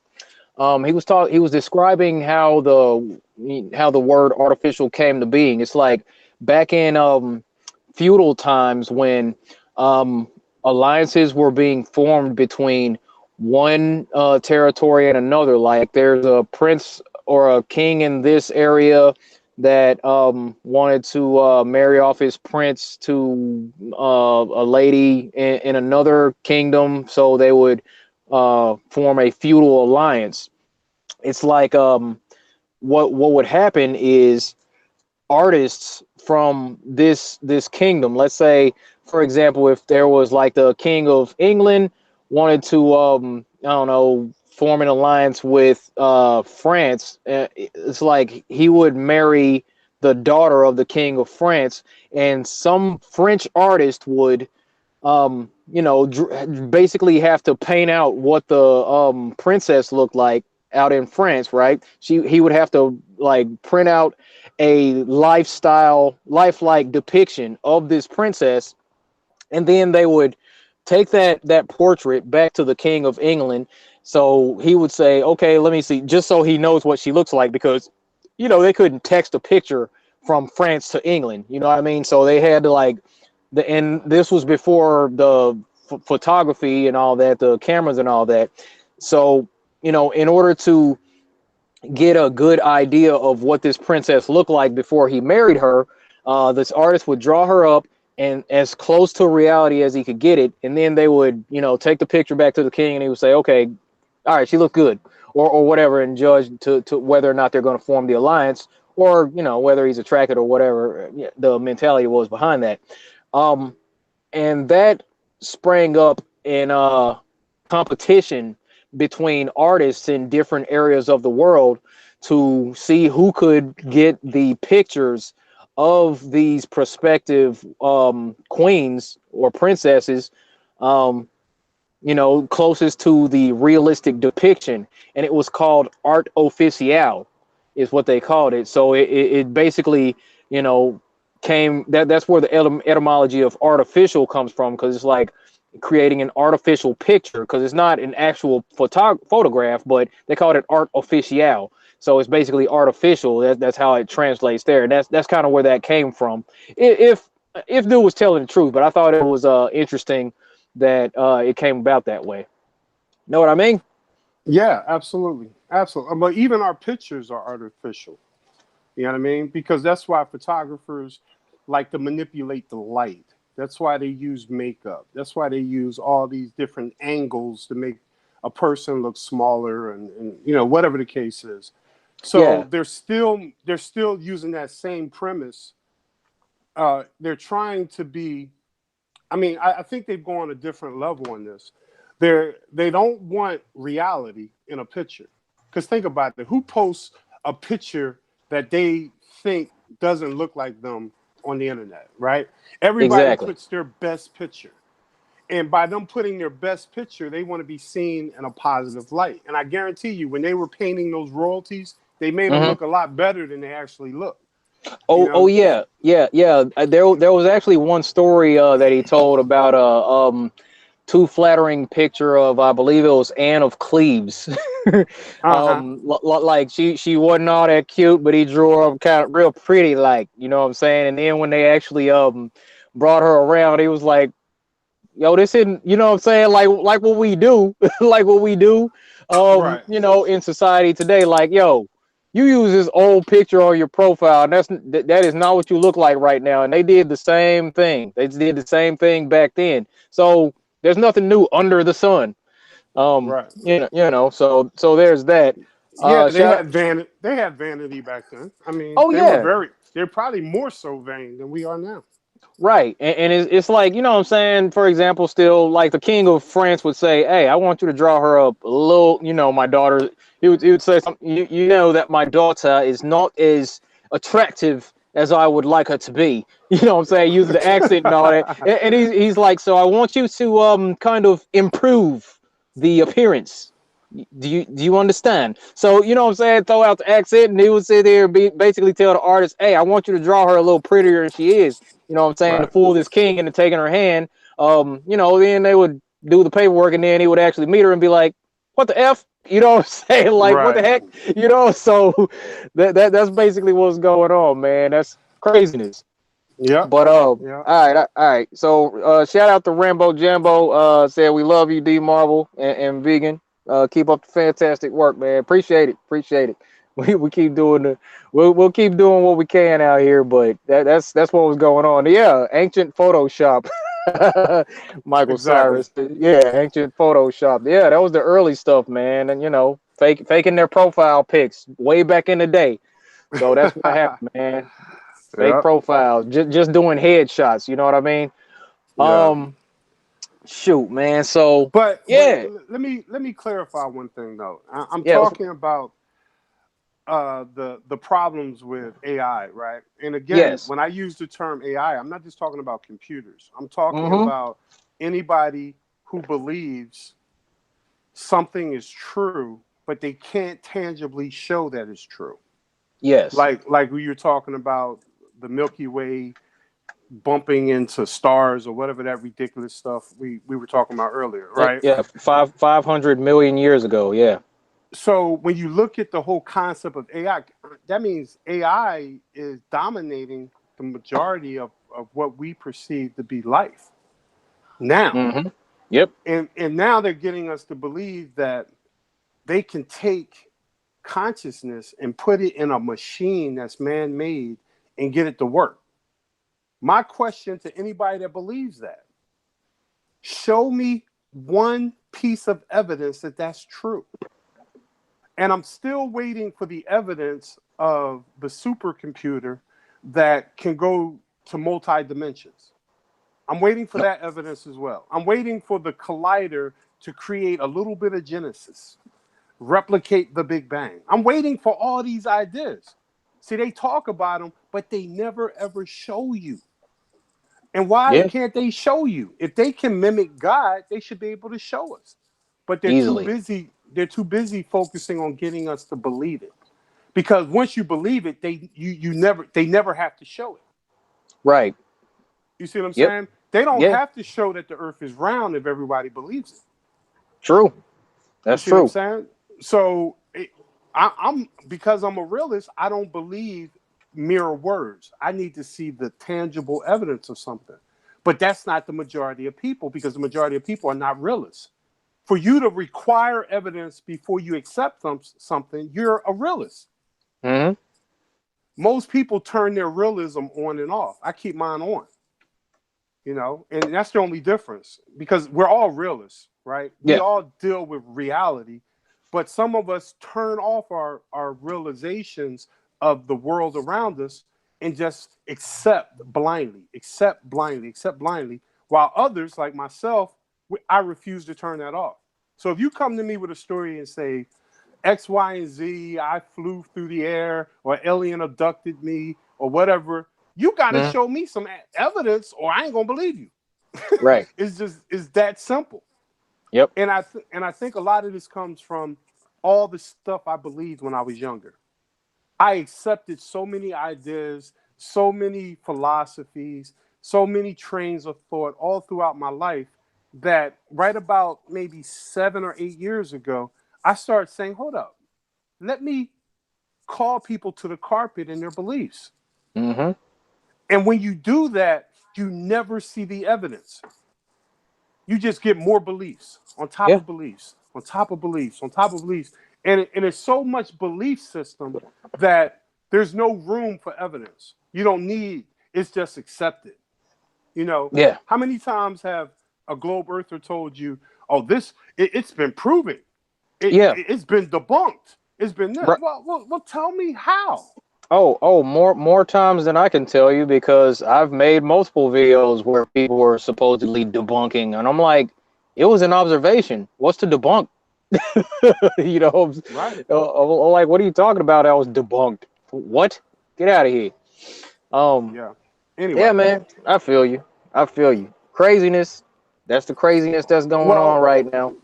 let me But say one last thing, and I'll be quiet on this topic. oh, okay. No, no. Until we start demanding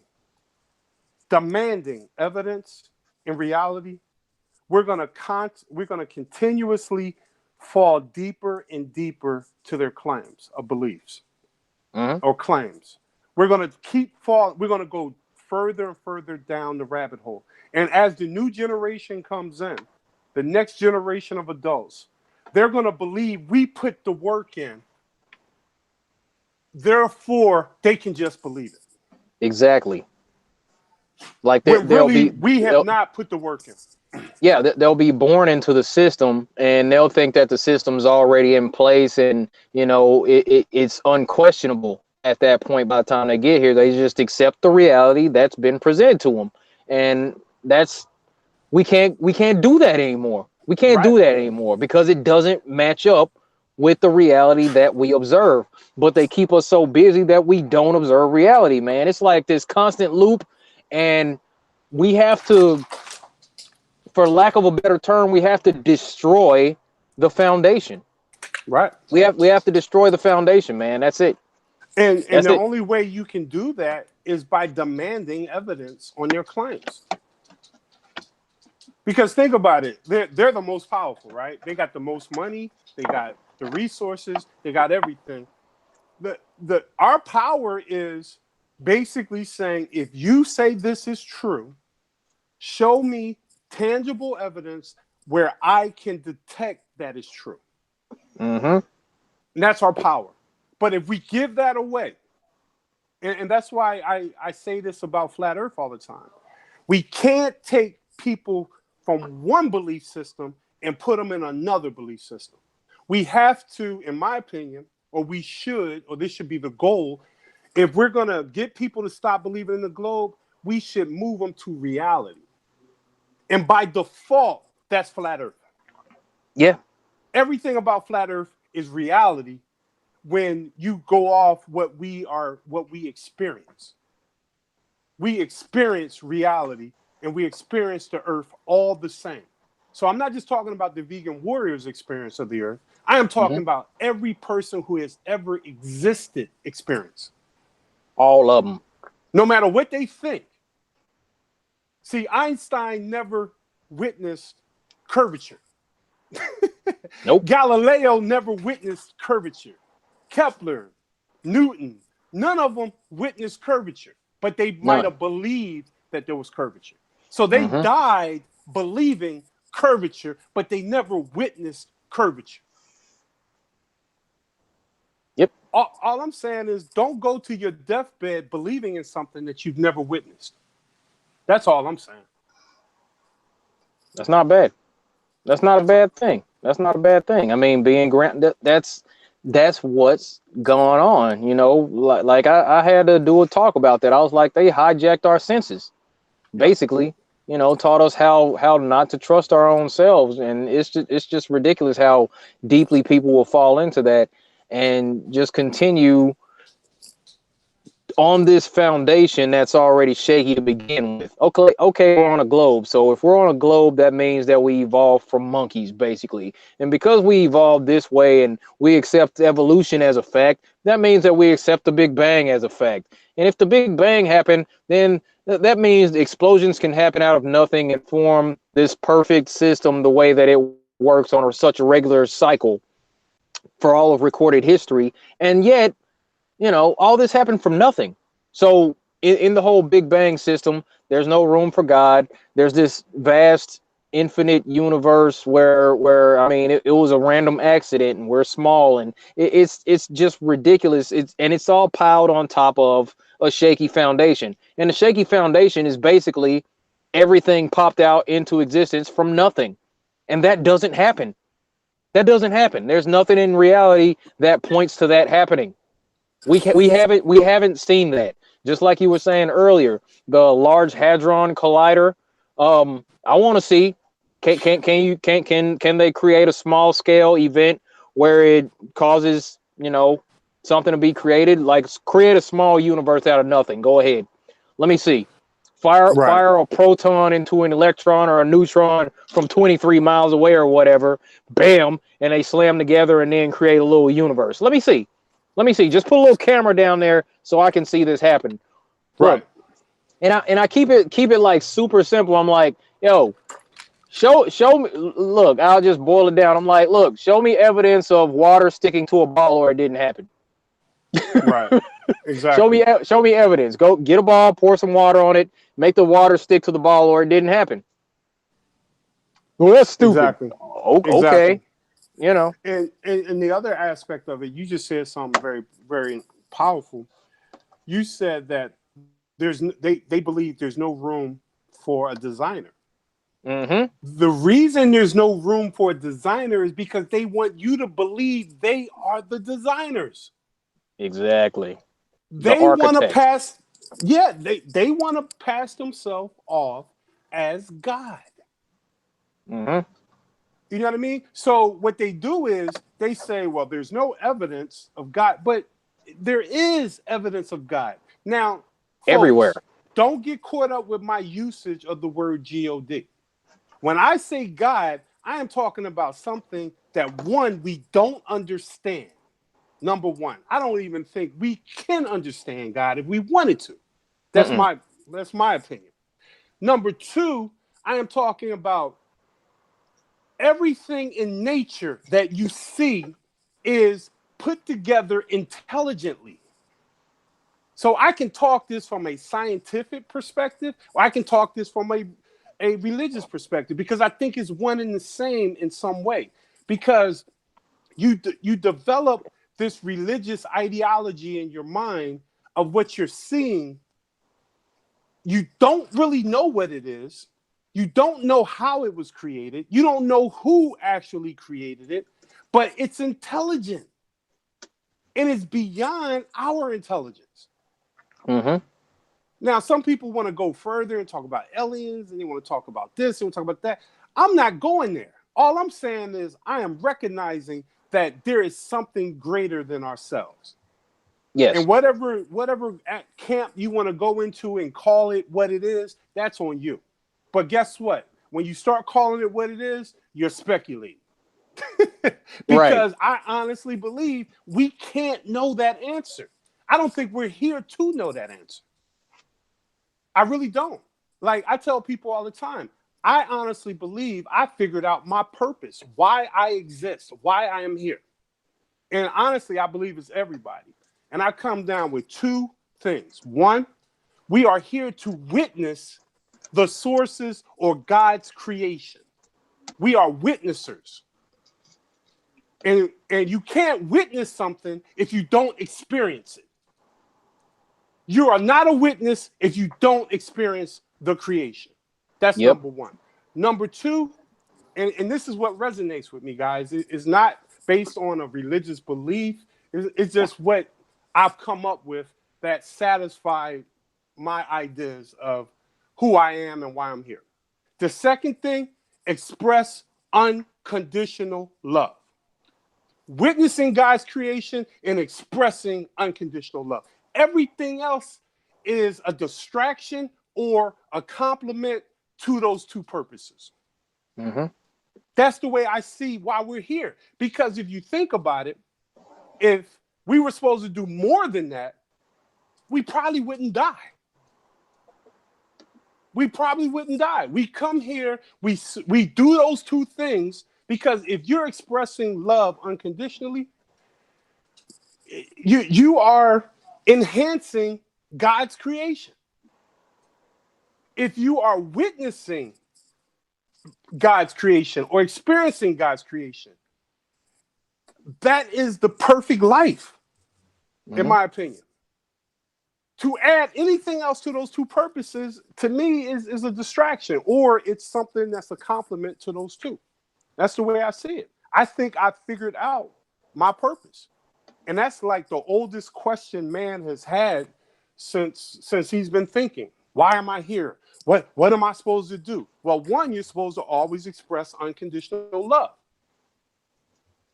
Two, you need to witness that creation all around you. So if you're doing something outside of those two purposes, in my opinion, you're outside of your purpose. Yep.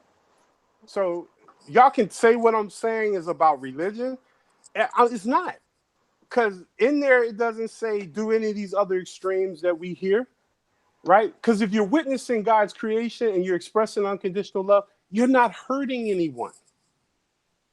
Right. And guess what? Animals is God's creation. That's why I'm a vegan. That's why I'm a vegan. I don't want to hurt nothing to the best of my ability.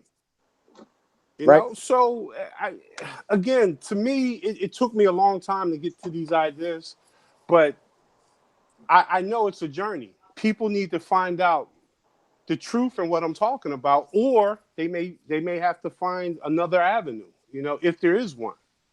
But I've been looking for a very long time. That's cool, man. That's it.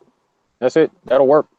You know, and that's what I think of as far as natural law. You know, the idea of you know, just showing unconditional love, and I mean, as long as you're not hurting anybody else, including animals, hey, you know, we're good. You know, it's just it's really simple, and some people would want to put a label on that. You know, they would call it socialism, they would call it communism, something like that. I'm sorry, you might get mad at me, people, for the idea that I find it to be ridiculous that there are people that are starving. I find it to be ridiculous that there are people that don't have clothes to wear or shoes on their feet. I find it ridiculous that there are still people who are homeless. Like, we should have those three things taken care of from the jump. Off the rip, we should all have food, clothing, and shelter. Period. Anything outside of that, we're gonna have to make our way in life. And people believe that would create this society where everybody's lazy, but in that sort of situation, I'd like to think that one, the justice system wouldn't be all that necessary, because I believe that a lot of crime happens as a result of people being desperate for these basic necessities. It's like that. There's a saying in the hood, man. Yo, I'm trying to eat. I'm trying to eat. You're not going to have to put a gun to anybody's head in order to eat if food is already provided, because food should be abundant. I mean, where people are growing their yards, keeping their grass nice and neat. I mean, we could have communities where this person on the street, they're growing turnips. These people across the street, they have orange trees. This person has an apple tree. These folks are growing cherries over here. These folks got cucumbers. These people are growing bananas. And I mean, throughout the freaking neighborhood, everybody could just be trading food off of their, off of their property, and we'd be cool. I mean, a situation like that. But I'm saying people want to put a label on that. I just don't think it's right that anybody's starving, homeless. You know what I'm saying? Stuff like that. It's ridiculous to me, to be honest. And I mean, that's just what it is. But I believe that the crime rate would decrease drastically if everybody were taken care of on the basic levels. This world is abundant and everybody can be taken care of. There's no need for us to be struggling with anything. It's manufactured into the system. The system is not broken. It was built to operate this way, to where there are haves, have-nots, people in between, and we have to screw each other in order to get ahead. That's Right. Come on, man. Exactly. It's that sucks. That sucks. But that's just where it is right now. So let me get off my Right. soapbox, man. Can But I say one thing about what you said? You yeah, brought up a very good point. You yeah, said that yes, please. yeah, you said that the ideal of providing basic necessities, uh, is it a God-given right and all that stuff? I don't know. That would be debated, but you got to look at the other factors as well. The other factors is this: if we gave everybody food and shelter and clothing, right? Hmm. You still have the stimulus in our society to have people be selfish, to not have unconditional love, to be dog eat dog. So not only would we have to provide the natural resources, we would have to literally try to come up with a way to stop the programming of people, to stop being disconnected from reality. Because think about it, and again, people get mad at me when I talk about this all the time. The drug thing is all about escaping reality. Because when you get high, you don't witness God's creation. You don't. I believe you witness what's in your head. You witness, you become disassociated and disconnected. So when you're high, no matter what kind of drug you want to talk about here, you're no longer in tune with that which is. Now, some people will argue and say you're more in tune, but I don't see how that's possible. I don't see the source creating uh, uh, mind altering drugs so you can be closer to that which is.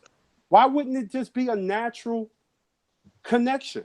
Why does there have to be an artificial ingestion of something to witness God's creation? Why do you got to be drunk to have fun, for example? So my opinion is if we did provide for the have-nots, right? Hypothetically, Yeah. you still got to deal with the mind control. You still got to deal with the faulty educational system, the Yeah. faulty entertainment industry that got you thinking you ain't nothing unless you're a gangster or you a thug or she's a bitch and he's a hoe and whatever terminology they use out there. Yeah. You got to get away from the destructive nature of those who's trying to control us. Right. Because people only regurgitate what they are exposed to. Those ideas don't come from humanity. Those ideas was instilled in humanity. Right. So yeah, we got the basic need issue for a lot of people, you know, because I just got finished working with the homeless. Yeah. But you'll find with a lot of those homeless folks, they are so disconnected from reality that it's not all of them, of course, but there's a large percentage that they drown themselves in a bottle, they drown themselves in heroin, they drown themselves in crack, weed, whatever. Yeah. They're just constantly trying to be disconnected from that which is. And that which is, in my opinion, is God's creation. Yep. If you are running from God's creation, that is part of the problem. And I keep using the word God, and I know people can hear this. They say, well, he's a religious guy. No, I'm not. Right. I just reckon the truth is the truth. And I say God, and I know what everybody knows what I'm talking about when I use the word God. But if you don't like the word God, let's call it the source. Let's call it the architect. Let's call it the designer. You can call it whatever you want. I don't believe language can capture the truth in the chief architect. Yep. I think we do an injustice when we give it a name. You know, so the bottom line, in my opinion, food, shelter, and all that good stuff, yes, we need to help as many people as possible, and we should do it unconditionally. That's unconditional love. What the individual responsibility is, we got to get grounded in reality. Now I'm back to realism. Because if you got a nice house, a nice car, a bunch of money in the bank, you can still be disconnected from that which is. True also. So it's more than material. There's Yeah. a spiritual side to this as well. Oh yeah, it's gonna be. I mean, that's just one aspect of society that needs to be cleaned up. There's still the food that's being served. There's the educational system. There's a whole Exactly. that fake government system. There's the religious system. There's the judicial system. There's the military industrial complex. There's the prison industrial complex. There's the child trafficking. All the crazy other stuff that's going on. The cartels. All of it, it just needs to be gutted. The secret space programs, all that crap needs to be uprooted, and we just need to clear the board and start over. Basically. Now, I know I'm way out there with that idea, but man, there is too much deception. There is too You're much falsity. you're not way out there. You are grounded in reality. Because those are the things that are obviously hurting us as a species. Yeah. You know what I mean? That's obvious. You know, one other aspect of this that I think a lot of people don't think about: children and animals. I'm not saying our children are animals. That's not my point. But children and animals are the most innocent categories of species on the planet. There is nothing more innocent than a child and an animal. Nothing. Now, don't get me wrong. People need help. But a child is 100% innocent and 100% helpless. And is susceptible to manipulation. They should be in what you call a protected class. Yes. Anyone that hurts a child, honestly, I think that's grounds for the death penalty. I really do. Dragged down the street and shot. Dude, go ahead. I'm believing. Go ahead. I really believe that. And the reason I have that idea in my mind is because They're so helpless and innocent. They didn't ask to come here. Nope. They can't fight back. Many of them can't even tell you the level of abuse they've been through. They have no way of dealing with their situation because the adult that's abusing them has total control over them. And when you Right. speak of the animals, it's the same exact thing. So when you look at the children and you look at the animals and you look at all the suffering associated with animals and children, that tells you right there that the majority of adults are disconnected from reality. Because if Yeah. you think anything is more important than protecting a child, you don't understand your purpose. You don't understand your purpose. I don't care if it's my child, someone else's child. If you hurt a child, I got a problem with you. Mm-hmm. I don't care how you were raised. I don't care if you were on drugs. I don't care what your excuse is for hurting a child. I can't respect you on any level because it's so easy to hurt a child. It's so easy to take advantage of a child. Now, the radical part is I kind of feel the same exact way about animals. Mm-hmm. I really do.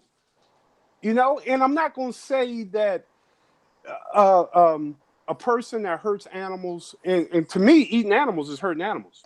That's just the way. I mean, it's no difference to me. If you beat your dog or if you eat your chicken, to me, it's the same damn thing. And I know that's not a popular opinion, but I'm a vegan. That's how it is. But I understand why people eat animals because Mm-hmm. they don't know no better. They don't know no better. They were raised to eat animals, and this is what they do, blah, blah, blah, and that's how it is. And for them to get out of that, they got to break that conditioning. But nobody was raised to beat and torture and rape a child. No one was. And if you were, you got a serious problem.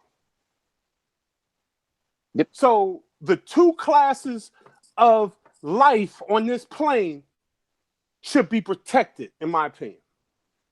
By all means, all our resources exhausted to protect the children.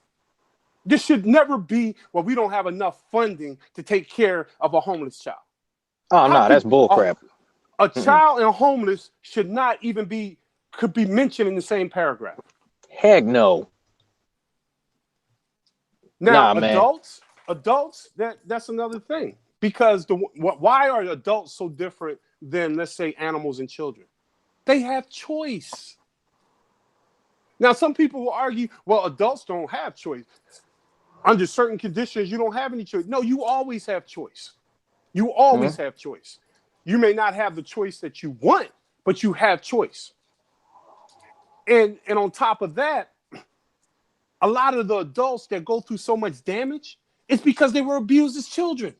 Mm-hmm. And then just repeating the cycle. Yep. Exactly. So you're back to the sources of things. If this society does not understand, you must, by all means, protect the children. We're never going to get any better. There's people more dedicated to helping adults than there are children. Yeah. That's one reason I cut my contract where I was working in Baltimore. They don't. Well, anyway, I don't want to get into that. But the bottom line is, the children are not the priorities in our society. They're not the priority. They say they are. There's a lot of lip service.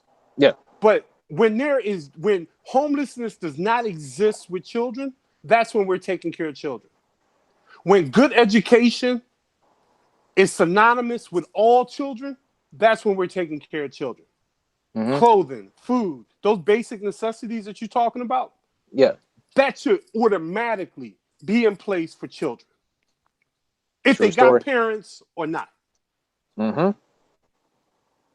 And that's just how it is. How it should be, in my opinion. But because they're weak, because they're innocent, because they're helpless, we take advantage of them. In India and China, they got them in sweatshops. Yeah. They got them in sweatshops. They have children that's 8, 9, 10 years old working 12-hour shifts. So you can have a pair of Jordans? Yeah. Are you serious? Yeah. Nah, Yep. man. We Yeah. ass backwards, man. Oh man, look, it's it's rough being aware of these things in this world, you know. And a lot of people, you know, like Dave Murphy says, it's like Disneyland, you know, because look, we're on the outside, out on the surface, you can see all the rides and it's pretty and it's polished and all that, but what we did in this community, basically, we kind of peek behind the scenes and we can see all the grimy gears. We can see the dingy background. We can see the inner workings that create this artificial reality on the outside, and it's just sickening. So we become detached from society to a degree, and I mean it's refreshing coming together and having these kind of fireside chats with people that are on the same wavelength mentally, because we're all seeing the same bull crap out on the surface. I mean, we look behind the scenes, we see how grimy it is, and then we come back to the surface and we're like, man, this is all so fake, and it's really not supposed to be this way.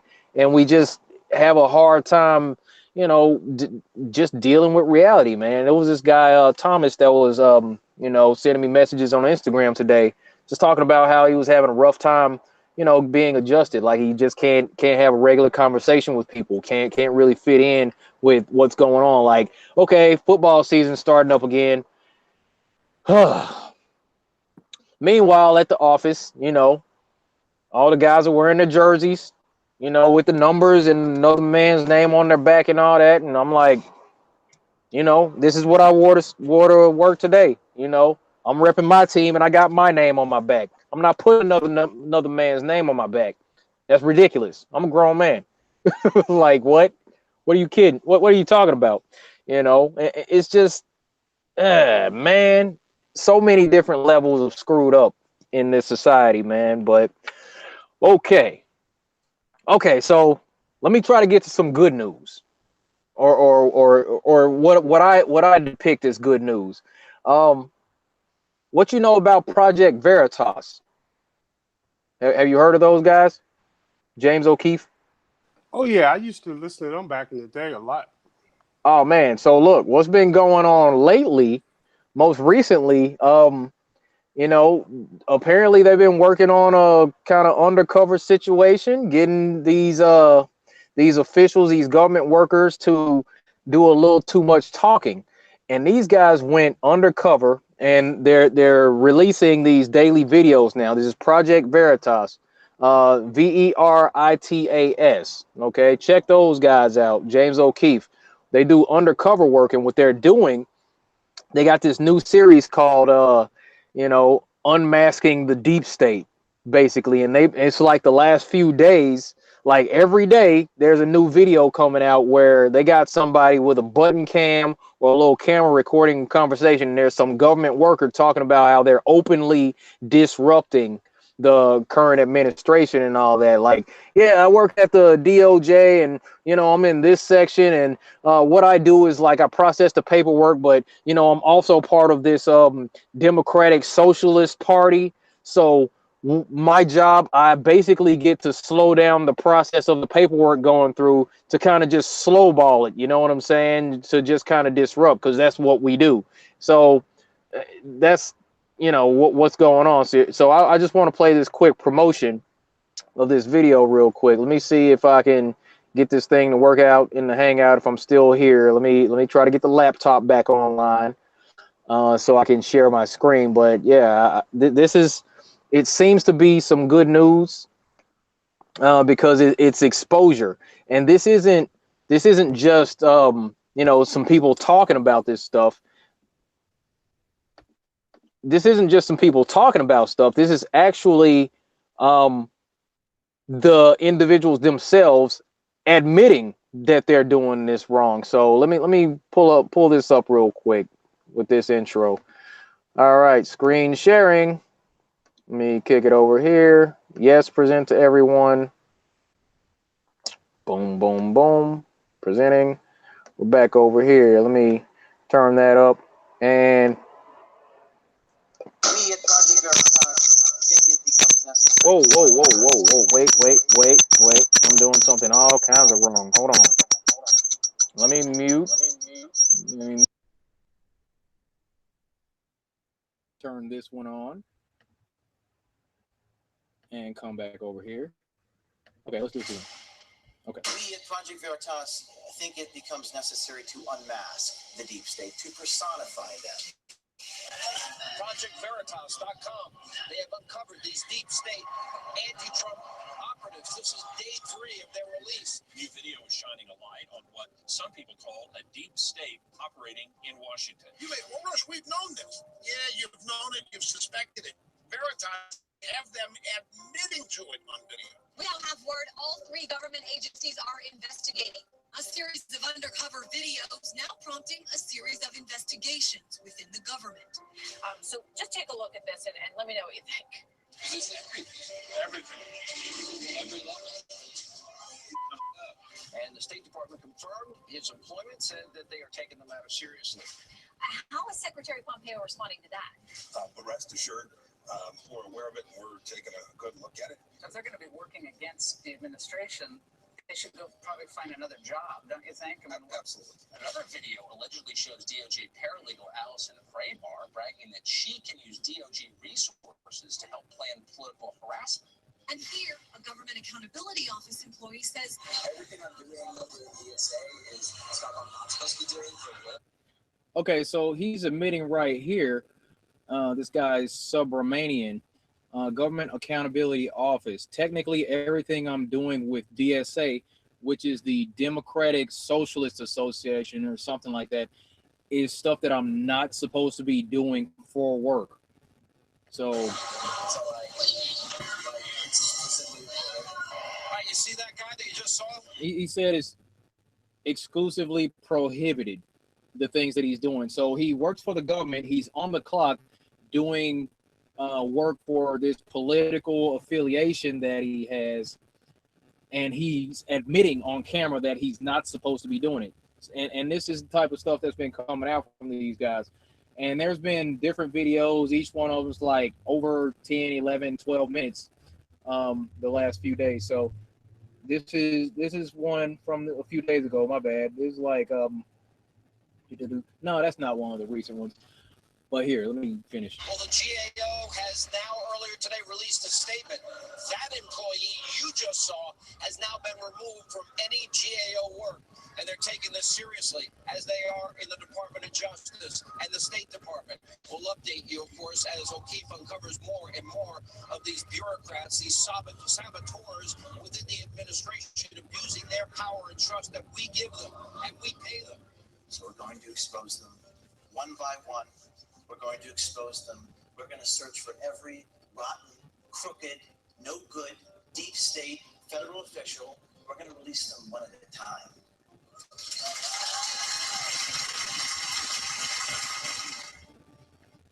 All right, so that seems to be some good news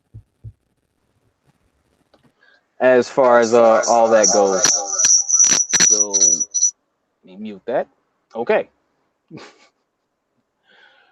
All right. Still there? Can you hear me? Yeah, I'm still here.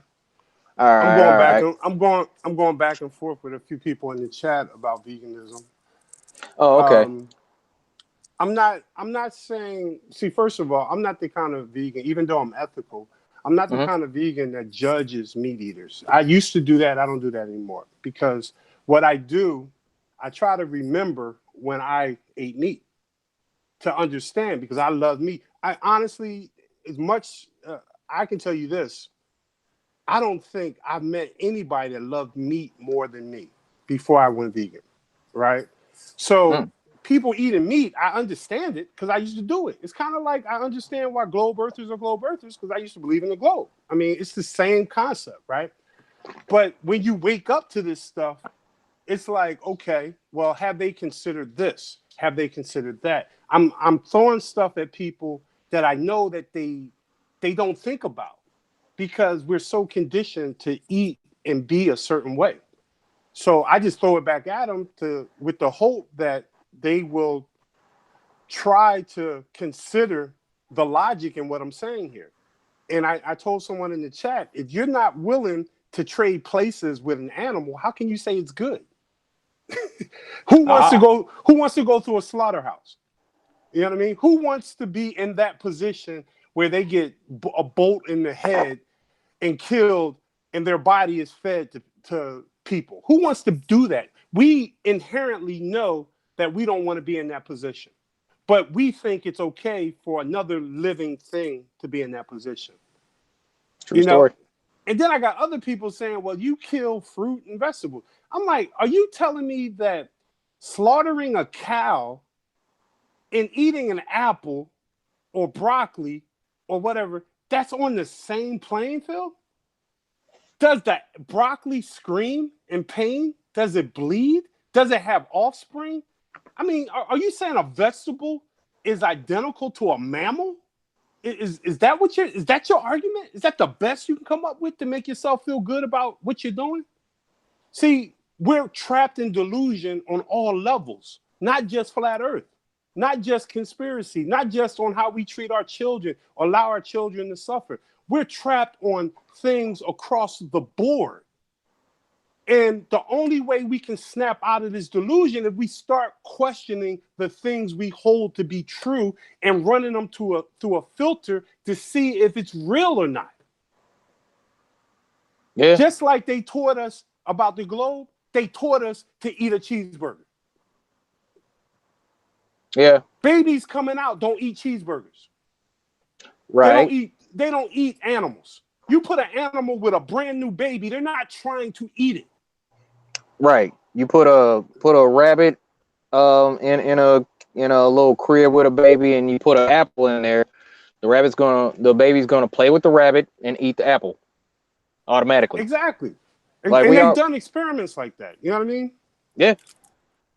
Yep. So the only point I want to make is, have you truly consciously thought about the stuff you're saying, or are you just trying to defend your actions? See, what got me from stop eating meat, I couldn't defend it no more. When I realized I couldn't defend it no more, inherently, I realized it was wrong. Mm-hmm. That's how I snapped out of it. You know, and then it wasn't like overnight. It took me a year to stop drinking meat, eating cheese and milk and stuff like that. It took me a long time to wean myself off of it, but I held myself to a standard of, if I'm doing this, why am I doing it? Do I have to do it? That's the next question. Right. When all the answers start coming back no, it empowered me to be able to become vegan at 40 years old. So it's not that I'm judging people that eat meat. That's not the message here. The message here is, are you grounded in reality? First of all, you're not even eating healthy meat anymore. Unless you live on a damn farm and you're raising your own cattle, you're not eating quote unquote healthy meat.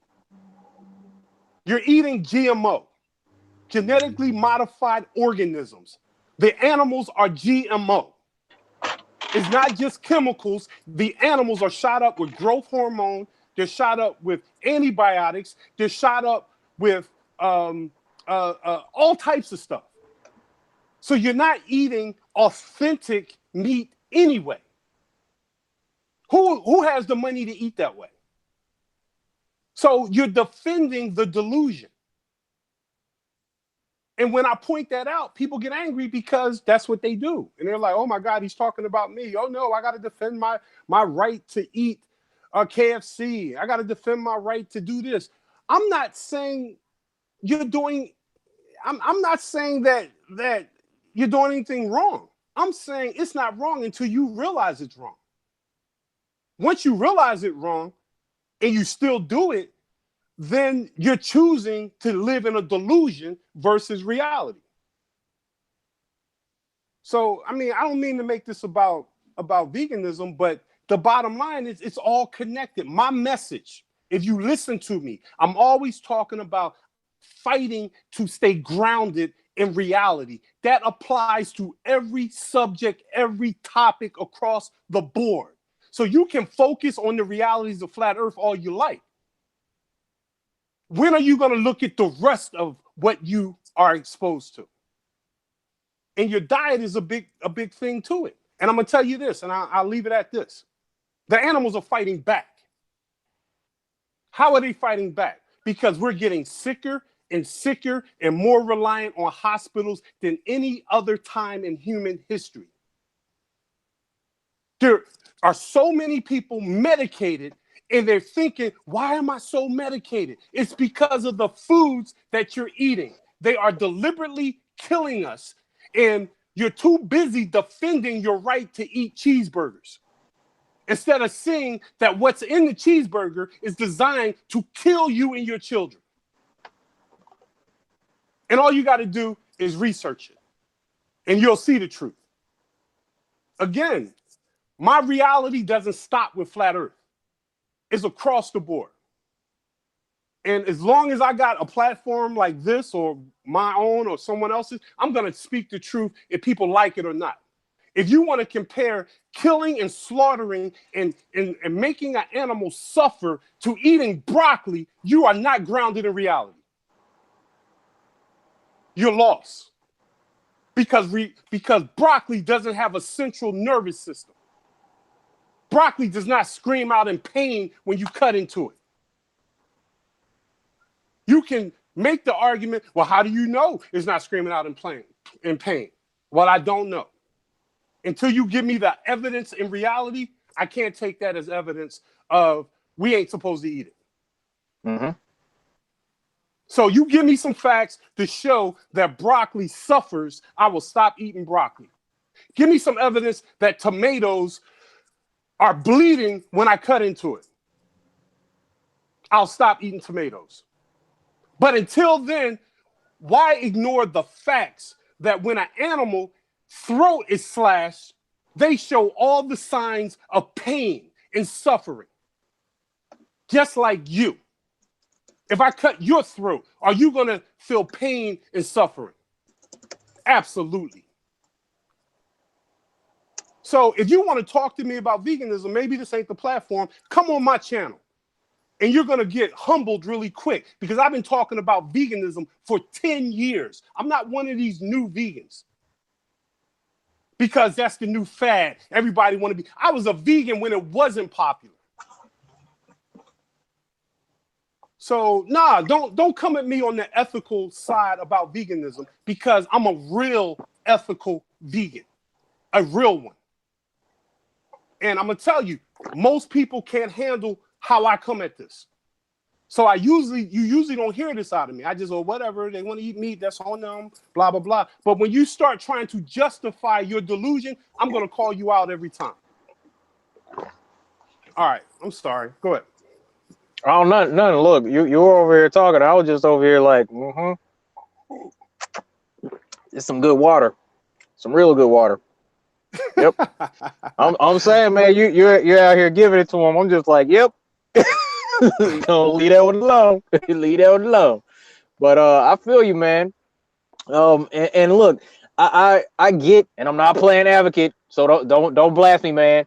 Look, the thing is, it's like they probably whoever that is arguing is probably referring to a study that was done where I believe like on a vibrational level they were watching it's like some way or another they were monitoring the aura of the plants and all that, and it's like when one plant was over in this place and another plant was like across the room, it's like when they pulled a leaf off of this one plant, the other plant on the other side seemed to have a reaction to that. So it's like the plants feel pain and they're communicating at a distance. So that might be what they're talking about, but I don't know, man. I don't like you said, I don't think it's on the same level as far as plants having a central nervous system screaming out in pain, because they're like, well, the plant does actually scream. It's screaming to the other plant on the other side of the room, and the scientists figure that out. So it's pretty much the same as killing a cow. I'm like, right. That's when I'll be like, nah, it's kind of not. It's kind of not. That's their justification for eating what they eat. They gotta feel justified in it. I used to do it. I know exactly where it comes from. It comes from them They don't want to feel guilty, and they definitely don't want vegans to appear to be going in the right direction, because that means, see, when you hear the word vegan, you need to understand it's a lifestyle. I live a vegan lifestyle. It's not just a diet. So think about leather, for example. Mhm. You got a leather jacket. The animals are slaughtered for not just their food and their flesh and their byproducts. They're slaughtered because somebody wants to wear a fur coat, because somebody wants to have a nice leather jacket or leather seats in their car or a leather belt or leather shoes. How many of you got leather shoes? You see what I'm saying? So I'm not just talking about the foods we eat. I'm talking about any form of cruelty that's unjustified. That's what I'm talking about. And actually, I beg the question, what cruelty is justified at all anyway? It's all about what you want. I like the taste of hamburgers. I like the taste of chicken. I like the taste of turkey. I like the taste, so therefore that animal must die. That's basically what we're doing. And the reason we do it is because it's kind of like we were all born heroin addicts, and we've been on it for 20, 30, 40, 50, 60, 70 years. And here comes somebody saying heroin is bad for you. And you're like, what are you talking about? I shoot up every day. I feel good. I'm okay. I feel just fine, man. Yeah. You know, and as far as the communication between the plants and stuff, actually, I believe there's a level of consciousness in food. And that's why it's so good for us. Mhm. I Right. really do. Because I don't think we're meant to eat dead things. I Yeah. think we're meant to eat things that are life-giving. You know, and I don't think animals are in that category. I don't think human beings are in that category. If you really believe that eating meat is right, that means if you were in an airplane crash and you were stuck in the Himalayas and there was no food around, you might as well eat the dead. Might as well. It's protein, right? You cook up somebody's arm, and you know what's crazy about this example? It sounds crazy, right? Yeah. Mankind has been doing it throughout human history. They have engaged in cannibalism throughout human history, and they've engaged in it for one reason, because they are all taught that you must eat meat to survive. Even though you got living examples all around you of people that don't eat meat. So somebody's lying. Either you need meat to survive or you don't. So every vegan is a liar. You know what I mean? What do they think? We're sneaking meat when nobody's looking? Is that what they think? Nah, you don't need. Well, I'll tell you this. Another statistic most people don't know. 75% of all animals on the plane are vegan. And you ain't got to use the word vegan, are herbivores. 75%. About 15% are omnivores. The smallest group of animals on the plane are carnivores. The smallest group. We want to be a part of that group. Nah, man. The strongest mammal on the plane is vegan. An elephant. Mhm. The largest and strongest primate. The science want to say we're related to the primates. I don't totally disagree with that. But if you want to believe that, the strongest and biggest one is vegan. A gorilla. Right. Come on, man. If you believe we can't survive off of natural foods that come from the earth, you got nothing but examples all around you. And then on top of that, and I promise I'll shut up after this. On top of that, you're not even eating real meat. Before that meat, that animal flesh comes to your plate, it goes through a process. A select part is cut off. Then all the blood is washed away. The skin is pulled away. The hair, the bone marrow, all that stuff is now you just got a piece of flesh.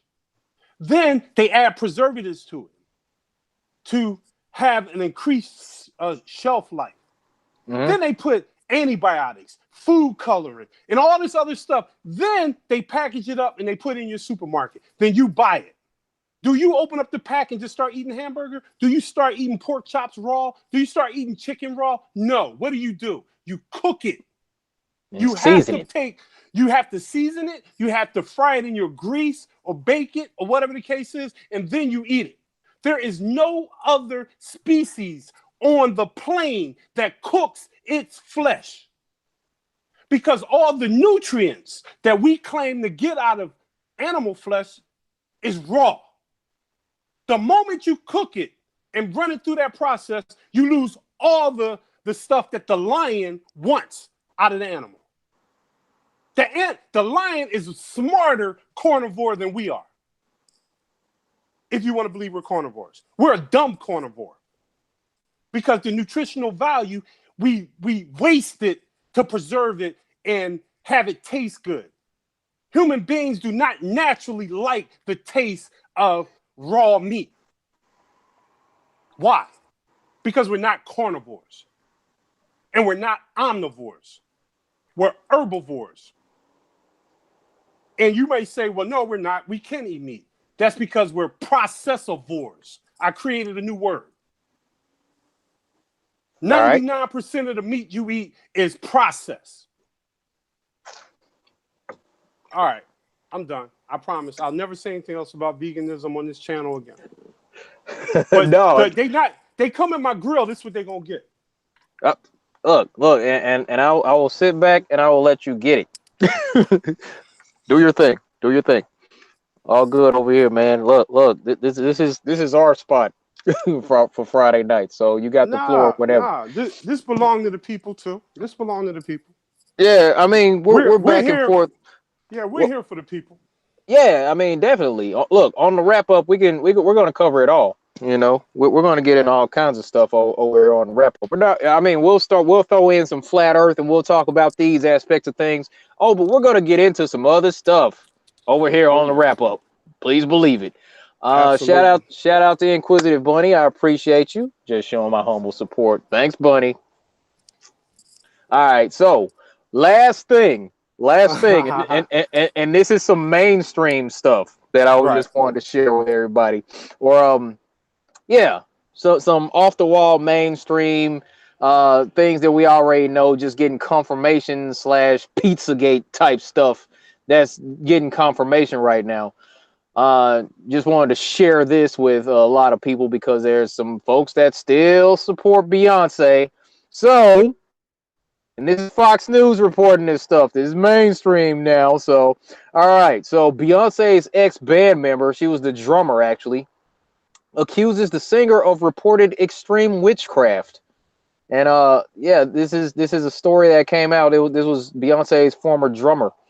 Okay, so Beyonce's former drummer, Kimberly Thompson, requested a restraining order against her because she claimed the singer practices extreme witchcraft, the blast reported. According to the lawsuit, Beyonce has allegedly been using her magic to run surveillance and control Thompson's finances. Thompson also claimed that the Lemonade singer started a campaign of harassment against her, which includes dark magic and magic spells of sexual molestation. She also alleges that Beyonce murdered her kid. Sorry. All right. My bad. A judge denied Thompson's request for a restraining order, which I find that to be odd because restraining orders, you can get those like a dime a dozen. I've gotten a restraining order against a crazy female like a long time ago, and I didn't have a story good enough as she was practicing witchcraft. I didn't have a story that good, and I got a restraining order. I don't know why the judge would deny this lady. Probably because he's doing witchcraft behind the scenes too, but that's on some other stuff. Neither Beyonce's rep nor Thompson immediately returned our request for comment. Okay, so that's the end of the story. But this is being put on blast like everywhere. And that's just, I don't know, man. I don't know. That's just some wild stuff. Now look, let's look for a second at let me see. Beyonce. let me give you a comment on that real quick. Please Didn't do. they have they actually started something called the Church of B? You know what? I wouldn't disagree with that for not 1 second. Hang on, let me pull it up. They actually have a group that follows her that calls themselves the Church of B. Yeah, the Beehive. Right, but they actually call themselves a church. Oh my God, that's craziness. So The church. Let me type that on. Church of B. all right, It's church. I'm just It came up Church of Beyonce as soon as I put Church of B. right. So let me hit that and see what. Because I heard about that about maybe 4 or 5 years ago. Yeah. People are going to church to worship Beyonce in San Francisco. This is Oh, travelandleisure.com website. oh my God, that's craziness. All right, here, let me give you a screen then. Or you got it up? Nah, well, I got it up. You're gonna have to do it Okay. if you want to show it. Yeah. You said Church of Beyonce? Yeah, Church of Beyonce, and the website is travelandleisure.com. Oh my goodness. Here we go. Yeah, and this is April 25, 2018. I heard about this 5 years ago. I'm just checking the images right here. Is this real? Look like Beyonce in a flipping robe? Like Yeah. Mm-hmm. I Beyonce think it looks churches real. purchases church in what? Yeah. Yep. Yep. Get out of Yep. here. Yeah, I remember that too. They actually bought a church. Wow, dude. I didn't even, man, hold on. Travel and leisure. Let's look into this real quick, folks, because, I mean, this is what we do on the wrap up. We're just going to, I mean, we're all over the place. But this is some crazy stuff, man. Wow. What the heck? What year is this? April 25th, 2018. I didn't even hear about this crap. What the heck, man? This What is was this? I remember this being talked about over 5 years ago. Oh my God. Okay, people are going to church to worship Beyonce in San Francisco, and here she is, look like she's dressed up in some sort of priestly regalia. My God, that's craziness. Okay, it's become a well-established fact that Beyonce is a higher being worthy of our worship. Oh my God, especially after her groundbreaking performance at Coachella earlier in April. Now San Francisco's Grace Cathedral is using the inspiration that Queen Bee to take the masses to church. Wow. The Vine, a contemporary worship service that combines progressive theology and pop music, has announced it will be holding a special mass devoted to Beyonce's music and accomplishments on Wednesday, April 25th. So this already happened. They went to church. Okay, worshipers will be able to sing along with Beyonce's hits and explore her inspirational story, particularly how she opens a window into the lives of the marginalized and forgotten, particularly Black females. As the church describes on its website, the Mass also includes reading from scripture by women of color and a sermon by Reverend Yolanda Norton, who also teaches a course called Beyonce and the Hebrew Bible at the San Francisco Theology. What? This is craziness. This is craziness, man. Yeah. This is why I'm in a van, disconnected from society, man. This kind of foolishness right here. Hold on. Okay, in this year where there's been so much conversation about the role of women and communities of color, we felt the need to lift up the voices that the church has traditionally suppressed. Reverend Jude Harmon, founding pastor of the Vine and director of innovative ministry for Grace Cathedral, told San Francisco Gate. Harmon addressed critics of the Mass, adding, Jesus used very provocative images in the stories he would tell to incite people to ask hard questions about their own religious assumptions. This is craziness. Okay. Go back to that Google search and scroll down. You have the National Church of Bay Tumblr page. Okay. The National Church of Bay, B-E-Y. Yeah, here it is. What? Man. Oh, man. And if you right there, it says April 21st, 2014. What? What is what? Ah, oh man, dude, I'm freaking out. I'm Yeah, freaking out at the shenanigans. And this is 2014, and yeah. they superimpose their head on Cesare Borgia's head, doing the thing with the little burning heart and all that. Man, oh my goodness. Look at this quote. Don't forget to read your Babel. They will be available soon. Wait, excuse me? Read scroll down. Scroll down. Have you accepted Beyonce as your Lord and Savior? Oh my God, no. Okay. These young souls are attempting to shed light on things they know nothing about. These hypocritical Christians, as we use that word lightly, know not of what they speak. Their lies are easy to see through. These women are not of God, but of the world. B can save you. Wow. Wow. Yeah. Okay, hold on. The divine diva Bay smiles down on you this lovely evening. What the? Don't forget to read your babe. What the, dude? Yes. D Marble finally cursed. Yes. I didn't. I got half of it out. I'm not. It's still PG over here, man. But what the heck? What, dude? I'm tripping. I'm tripping right now.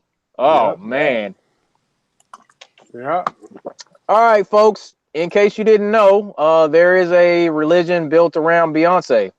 So there's that. I don't know, man. I don't know. That's straight up witchcraft, dude. That's straight witchcraft. You know, you Well, saw all the ain't that what the article was you just read? That yeah, you know, yeah, yeah. yeah, And the yeah. person saying she's a witch, and And it's crazy, man. And you know what I've done? I clicked on that Facebook link and I typed in Church of Beyonce. There's all yeah, types of videos, and it's let me see how big the group is on Facebook. It's probably in the millions. man, that's wow. That's so crazy, dude. I don't freaking believe this crap, man. I don't. But then again, I do. But here, looking at all that, looking at all the ritualistic type musical performances that she's done at these different events, Super Bowl or Coachella or whatever, when she was dressed up as the sun goddess and all that, or the goddess of fertility with a little crown of light on her head and all that, in the gold and all, doing all the hand signals, doing the eye of the pyramid with Jay-Z. Okay, so we all look at these signs and symbols and recognize that the world is run by signs and symbols, and we see what she's doing, and we relate that to the Illuminati, and we hear in interviews where she's talked about. I heard some video the other day where Beyonce was saying some old off the wall stuff. She said something about she was talking about some ritual that she does. She has gone through the fire, has done this and whatnot, and she said something, spoilers for graphic stuff right here. She said she plugs her menses with pages from the holy book, meaning anyway, don't need to get into that. You know, menses, that's the monthly cycle for Right. the females, and she said she stops that with pages from the Bible, is what she Yep. said. Does that not sound like a witchcraft ritual to you? But Yep. okay, so all that coupled with this drummer now coming out saying, yo, she's practicing witchcraft, and it's being brought out to the mainstream. So I'm thinking that, dude, it's looking like that which is done in the dark is coming to light out in the Exactly. open for everybody to see. And there was so much evidence, so many different things that we can point to saying that Beyonce is into this crap. And then somebody comes out and says, yo, just so you know, I was her drummer for 7 years. Yes, she's into witchcraft. Yep. Just to confirm. So, man, this is, I don't know, man. With the stuff going on with Project Veritas and those people getting put on blast, they're on camera admitting that they're doing wrong. There's people that are close to these people coming out of the woodwork saying these person, you know, this guy's got this going on. She's practicing witchcraft. This guy's running, you know, he's creepy. He's running a pedophile ring stuff. You know, these folks are sharing, they're leaking information that's top secret and whatnot. All this stuff's coming out in the open. I'm saying, man, look, I'll advise everybody to some degree, get some. Move into the van. Move into a van. Yeah, move into a van, get you a bunch of water, get you a bunch of dried food, get some MREs, get your bug out bag. Because, man, something's going to shake real soon, dude. I got a feeling something's going to shake. Yeah, it's bad. Man, I'm going to pick up some rice and beans tomorrow, dude. Yeah. Yo. Well, it's shocking to us, but think about it. The young people growing up, it's normal. It's going to be acceptable. Another 10, 15 years, that's going to be acceptable, you know. And you got to also look at it. You got these rappers talking about they gods. I'm the GOAT. And they don't even know what that means. They think it's the greatest of all time.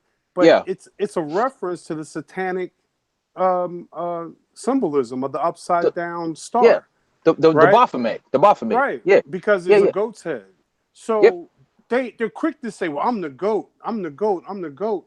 I'm like, dude, all you doing is promoting the ideas of these fake satanic people. You know what I mean? Like, because I'm a realist, I will say as a disclaimer, I don't condone any of that stuff. That stuff is stupid the way I see it. I don't see it as they're tapping into some spiritual power and they're this. No, I believe, and this is my belief, I believe that they believe it and they want other people to believe in what they're saying, and people become appalled by it, and they start thinking that they actually have real power when really they just have a delusion. You know? So to me, they just like globe earthers. You just delusional. You know what I mean? You think something's real, but you have no evidence that any of that shit is real. I mean, stuff is real. So it's like it is what it is. You know what I mean? So if Beyonce want to walk around calling herself a god, my question to her is, well, don't die. There you go. Don't die. Stay alive forever. Be beautiful forever. The girl is bad. So stay that way forever, and I will believe you are a goddess. Man, look. But the moment her goofy behind starts getting old and she gets sickly and eventually dies, you're going to know it's all a delusion. And that's also, so you can get as many people as you want to believe you're God, but you got to be able to prove it. So don't die. Don't die. And then you may have a leg to stand on. Right. You know what I mean? I'm saying that's one of those inevitabilities right there. Like, you know what's crazy? I grew up in love with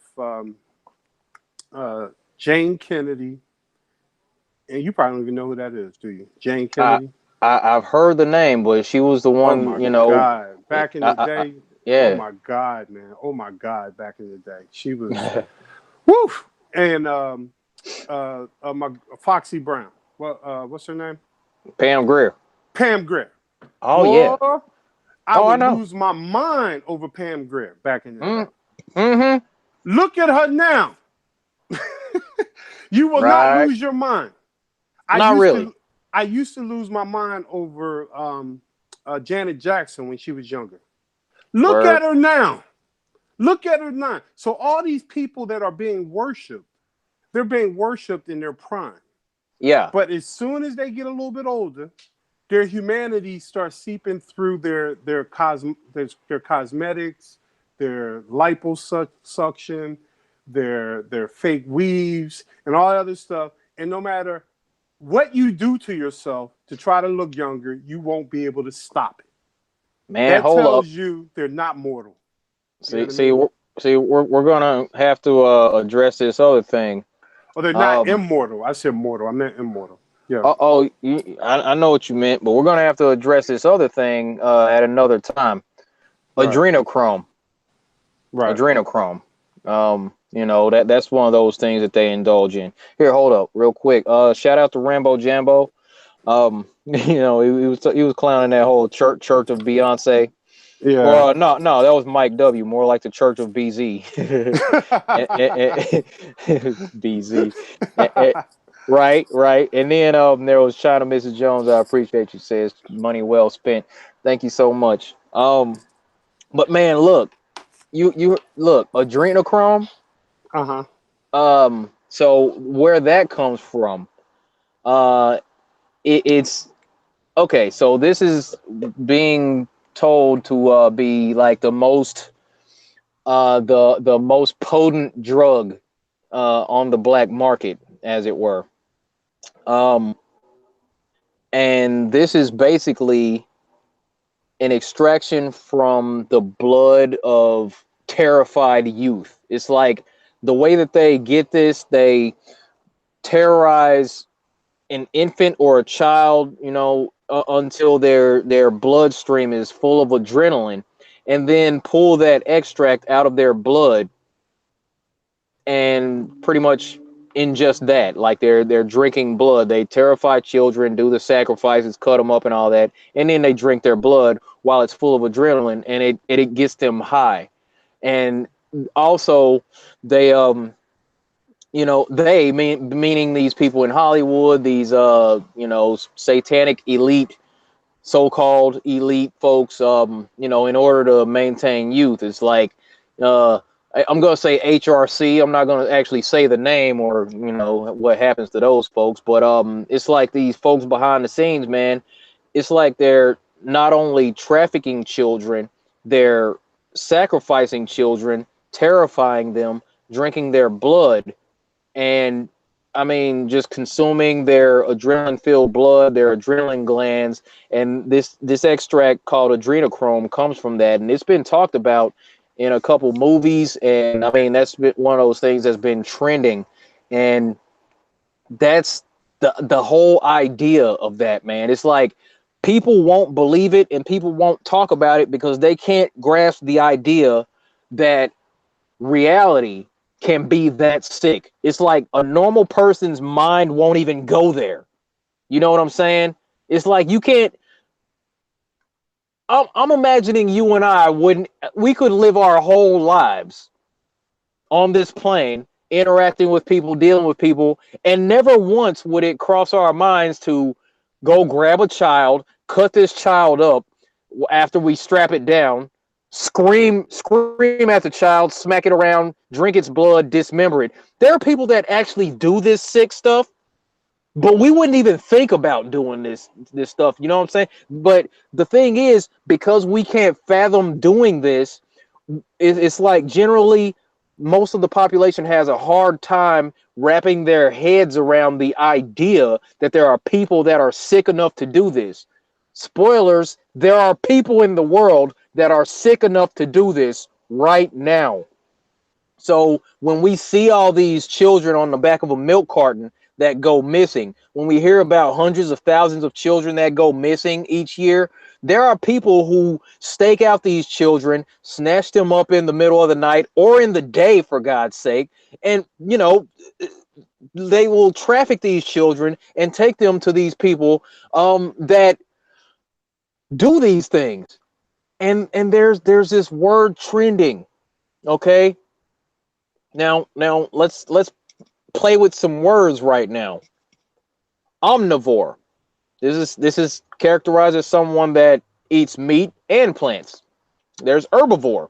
Okay, so you know, an individual or animal that eats just plants.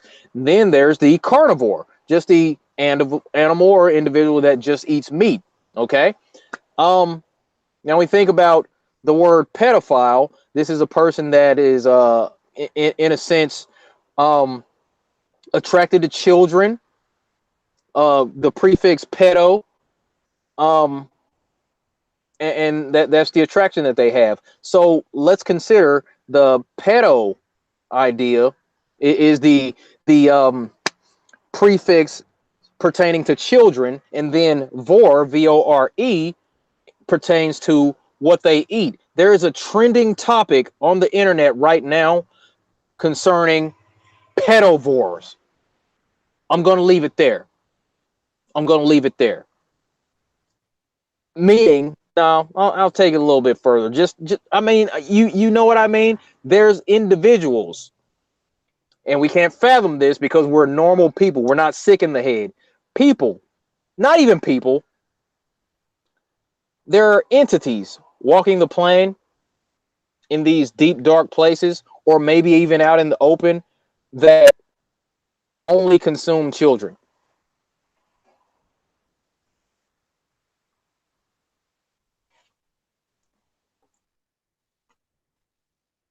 That's all I got to say about that for now, man. That's all I got about that one. But this stuff is going on, and society can't really keep up with it because we're not sick enough to actually. D. What up? I mean, you got to think about it. These same people, I can assume, because I don't know, I ain't never seen nobody do it or whatever, Yeah. are the same people that are in the front of the movement for population control. The same people. The Gates Foundation, the Clintons, and all of them, they're all talking about global warming. They're all talking about reducing our footprint on the plane. They're all talking about if we don't do something drastic in the next 20 years, that we're going to have too many people on the face of the plane. That's basically what they're saying. Yep. Their justification is let's start killing off children. Because if you kill off children or abort children or promote heavily contraceptives and all that other stuff, you are reducing the population. So if you're saying, if you truly believe that there's too many people on the plane, shoot, killing kids is, I'm doing a service for society. I guarantee you, in their warped minds, that's probably one of their war cries. We are helping society. We are helping by eating children. In their warped minds, and in the same, a lot of them believe they get everlasting life by living off the life force of children. Now, think about when they talk about Rockefeller, who just died. Yeah. Right? Well, he was in his 90s, right? Yeah, like 91, I believe. For years, for decades, they talked about what the Rockefellers and some of these other privileged families have been doing with pedophilia and missing kids and stuff like that. And if they got this ideology that they must control the population, again, in their warped minds, they're doing something for society, right? And at the same time, giving them everlasting life. But did you see Rockefeller before he died? He looked like he should have been dead 20 years prior. He looked terrible. Yeah. He looked like a damn monster. And he still, and some of them still look that way. You know? And they're hanging on because they think life is all about what you do on this plane. When I beg to differ. I think life goes beyond this plane. But they don't believe that. They believe we got to do everything now. So let's kill off as many people as possible so we can have an even comfortable life. You know, and that's why they're so quick to destroy children and animals. Like I said earlier, they're quick to destroy that, you know, because there's a life force when you eat a steak. So there's a life force. There must be a life force when you eat a child. Yep. You know what I mean? That's what they got us believing. So they just took it to another level. Instead of just eating animals, now they eat. Because think about it. If they really believed that you can take on the life force of an animal, you just kill lions, right? They're the biggest and baddest things in the jungle. And you drink their blood. You drink their blood. Right. If anything, that should make you stronger. I mean, because a child's not strong. A lion is strong. So you cut his throat and you drink his blood, right? Why don't they Yeah. do that? Because the lion, there's a risk. Right. You ain't gonna get that close to cut a lion's throat. Yeah. You got to kill it from a distance. Then you got to walk up on it and make sure it's dead before you even get close to it. You know what I Right. mean? Yep. So they're not going to go after the predators, the strongest animals like a bear that can fight back or anything like. They're going to kill that from a distance. You know, a half a mile away, they're going to shoot it with a scope or something like that. They're not going to walk up on a bear and try and cut his throat and drink his blood. Why? Because they're cowards. They're cowards. So now they want to kill the helpless. The cow doesn't fight you back. That's why we eat so much cow. Why don't we eat a lot of lion? Where's the lion burgers? Why? Because the lion can fight back. And you're going to need some bullets to kill it. Mm-hmm. You don't need no bullets to kill a cow because the cow is peaceful. You don't need no bullets to kill a child because a child is helpless and weak. They're cowards. They prey on the weak. They don't prey on the strong. So the best they can do to us is censor us because they're not going to come in here on me. They're not. It's because it's on. It's on. You got to get past my dogs, and that's going to give me enough time to get to the guns. You know? So the bottom line is they want the weak and the innocent. You know? Back in the day, they would sacrifice virgins. You know what I mean? Let's throw the virgin in the volcano, right? You never hear about them throwing the top warrior of the tribe because he's gonna kill a bunch of y'all while y'all trying to take them to that damn volcano. But the innocent, weak virgin, oh yeah, you can easily restrain her and just throw her over. So a lot of these people are just cowards. They're cowards. They're not going to come after the strong. They're going to go after the weak and the innocent. You know? That's true, man. That's true. So Beyonce is either playing a witch just so she can stay relevant and popular. And you would think she would stay more popular if she didn't play a witch, right? You'd like to think so. But if you think about it, the majority of the public don't see her as a witch. So she can play both parts. She can play the good girl who's a famous celebrity, but she can also play a witch to that small group of people that's into that. You know? And I'm saying she, like, when they say she's got like a cult following, that's exactly, dude. Just seeing how many females freak out when you talk about Beyonce, man. Look, and before her, it was Madonna. Madonna had a cult-like following. Oh my God, yeah, that's true. She had growing up, the white Beyonce of the time was Madonna. I remember. I mean, she was that big time at one point, you know, and she still is, and she still got like a little cult following. A lot of these celebrities got their own little cult following, you know? Yep. And if they believe in that stuff or not, they're doing it to stay relevant. They're doing it to stay the queen. Oh, that's the queen. Or that's this. Or that's that, you know? Yeah.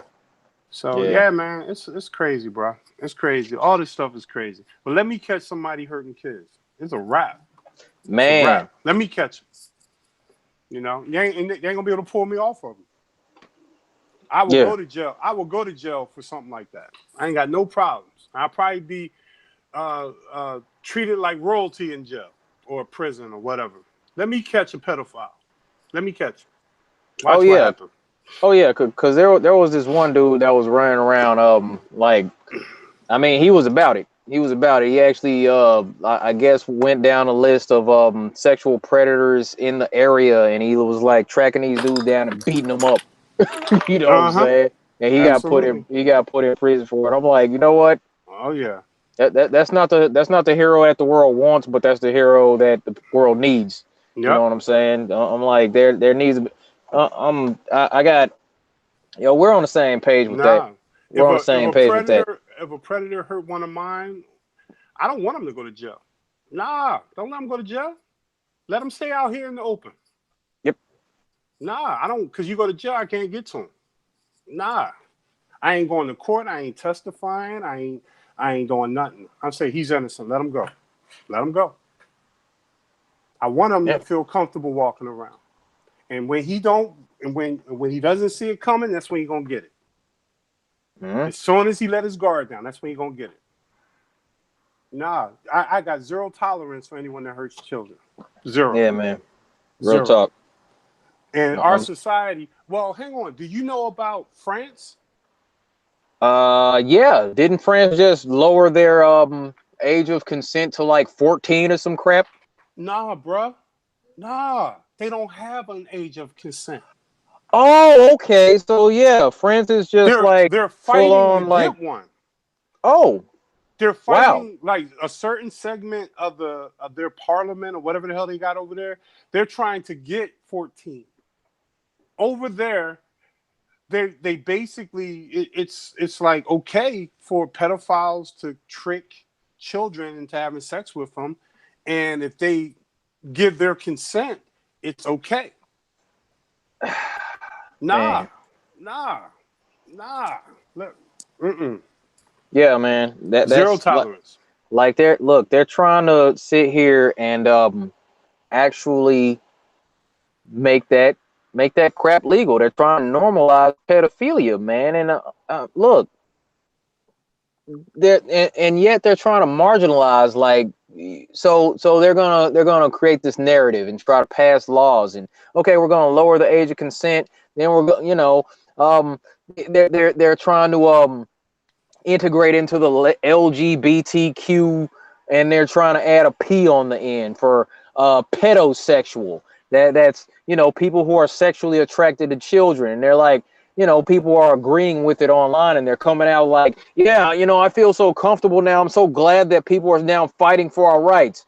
You do not have the right to be a freaking 45-year-old man and you're attracted to a 2 or 3-year-old. That crap is not normal.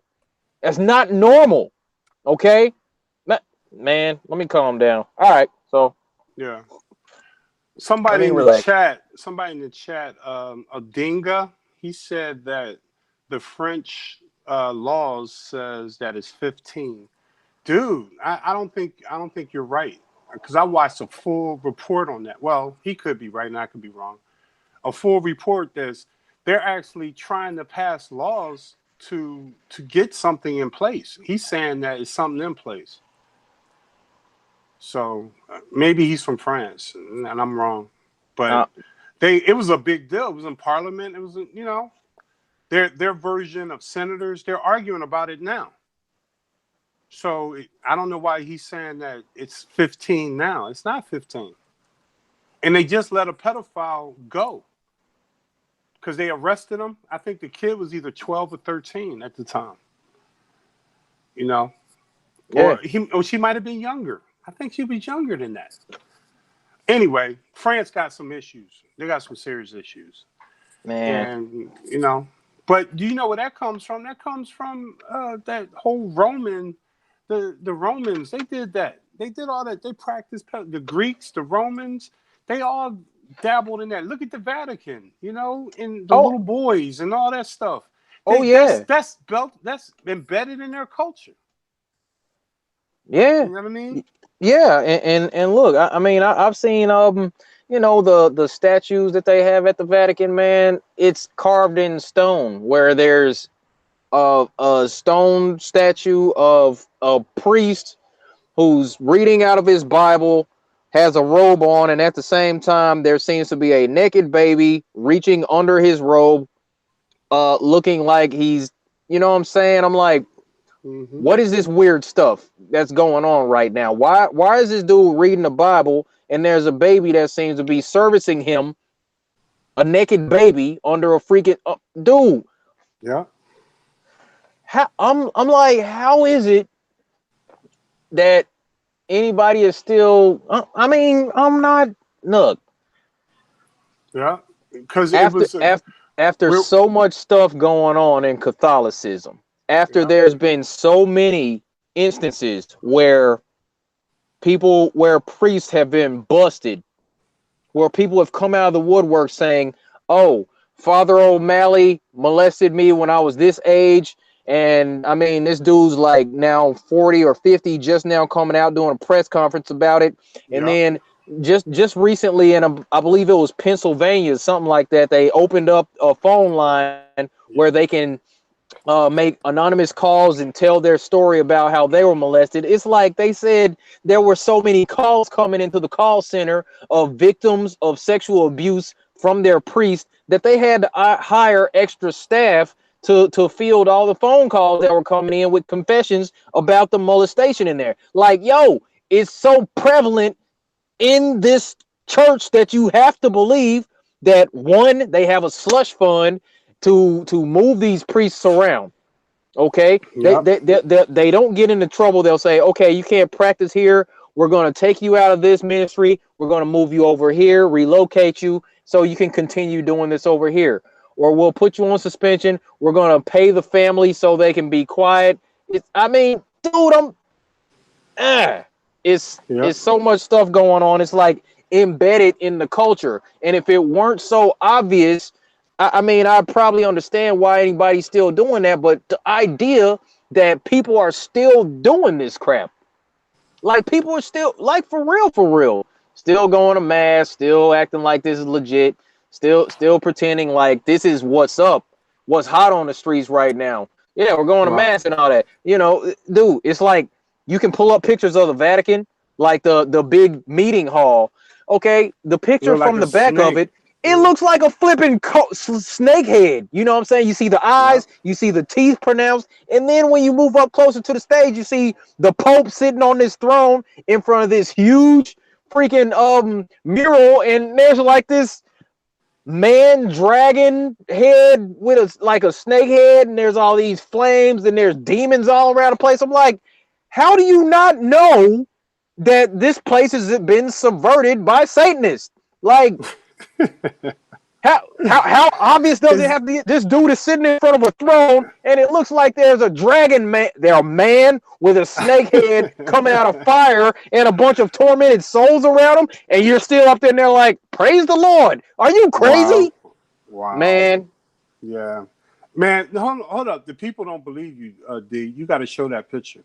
Oh, excuse me. You got to show that picture, because when I seen it, my mouth dropped, because I couldn't believe it was like that. You know what I mean?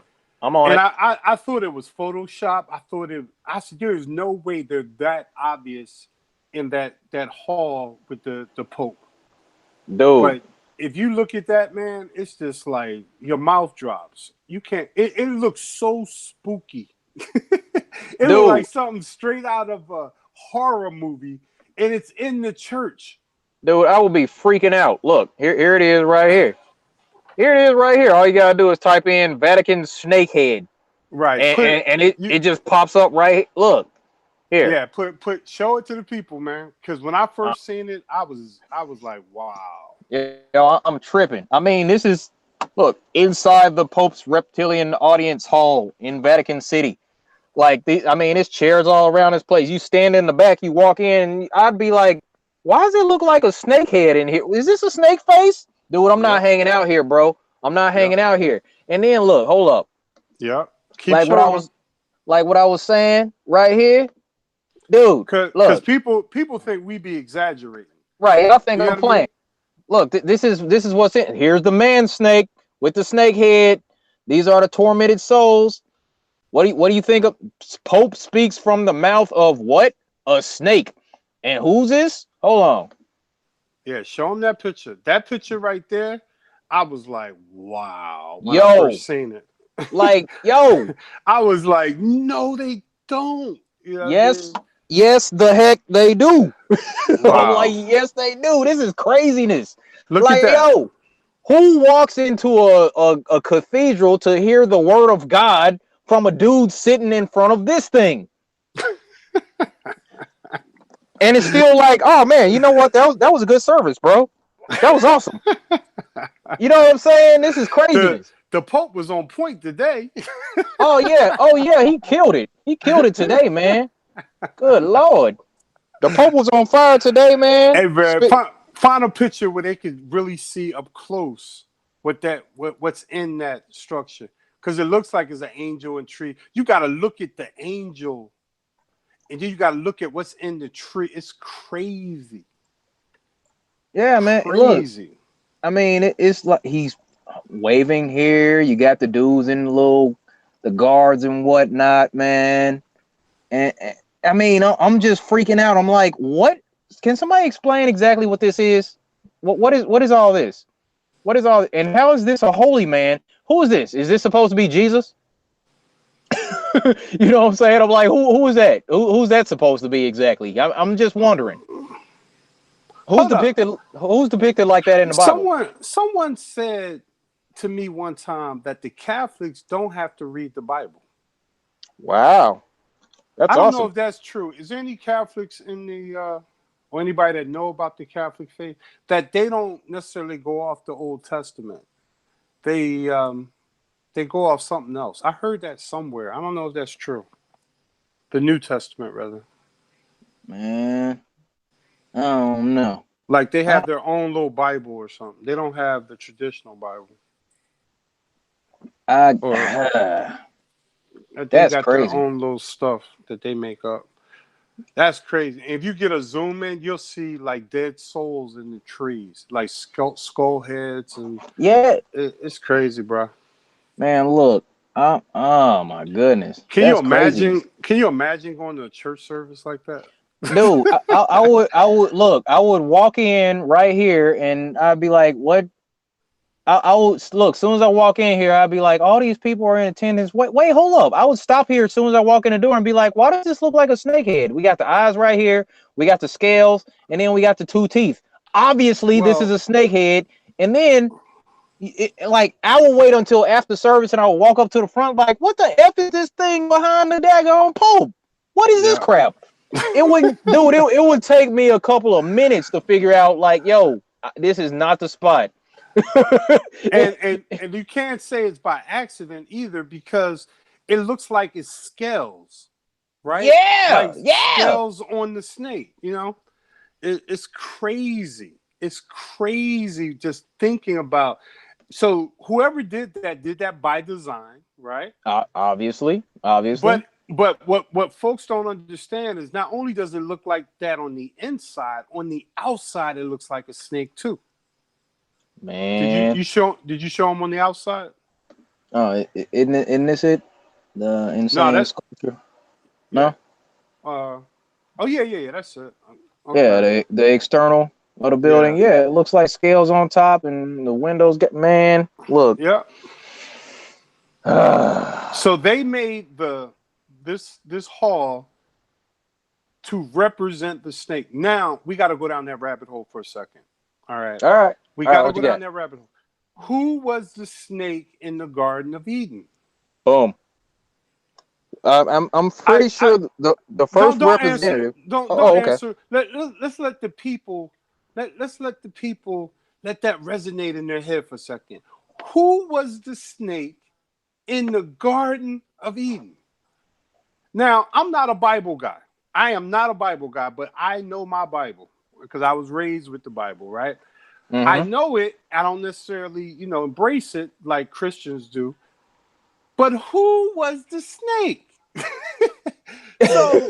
So when you go to the Vatican and you go in this hall, right? You are mimicking the snake in that story. Oh, man. You are engulfed by the snake. Why can't human beings put that together? How can that be acceptable to any Bible believer? Why would you associate yourself with the snake aspect of the Garden of Eden? And then build a structure around it. Crazy. And then have the snake man jumping out of flames behind the daggone throne of the Pope. Man. Crazy. I'm like, I don't know. Crazy. I don't understand how people don't grasp the concept that this whole situation with all that was subverted by Satanists. Like, that's obvious, people. That one's so obvious, yo. Like, come on. You can't get no more obvious than that. No. You I'm can't. like, are you freaking kidding me? Well, That's you know what I would like to do? I would yes, like sir. to have some Catholic try to explain that symbolism. Yeah, I mean, if you and I'm not going to diss them. I just want to hear how they got away with it with all the Catholics. You know what I mean? How do you get away? Well, first of all, how did you get away with pedophilia? Right? Because how do right. you still have a congregation when so many priests, so many people from their congregations were abused for tens of years, decades? How can you still have a congregation? That's number Ma- one. The second Man, is, how can you have symbolism of a snake? Which, now think about what the snake did. The snake, if you follow the story in the Bible, mm-hmm. corrupted mankind. Yeah, Corrupted Eve and then corrupted Adam, if you follow the story. mm-hmm. Why would you celebrate the snake with a hall? You know what I'm saying? Oh my God. So does that mean we are here to corrupt the souls of man again? Is that what that means? That's crazy, bro. That's the craziest crap. But it's so obvious, so blatantly obvious, so in your face. Like I don't get it. Between look and it, man, look. So there's another aspect of it, vegan man. So look, there's the Pope's chair with the upside down cross. It got an upside down cross? You lying. Oh yeah, man, quit playing. Oh yeah, that's what they do. That's what they do. D Marble, stop lying. Man, I'm not playing. There is a You seat lying that to the the Pope. people, man.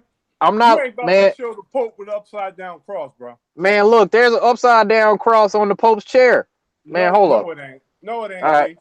Stop lying, D. man. Nah, man, look. Hold up. Got to do it. You Got to better do it. not put up a picture with an upside down cross on this chair. And bam, there it is. You are not doing that. No, that's Photoshop. It has Nah, to be man. that because it has to be. Nah. Okay. So look, this is so look, far as we can tell, this is what these Satanists do. So look, we'll look at Chelsea Clinton. She's wearing this upside down cross. Okay, this is the satanic cross. This is what these people do. Wow. If it's something that's supposed to be godly or Christ-like, as it were, they invert it.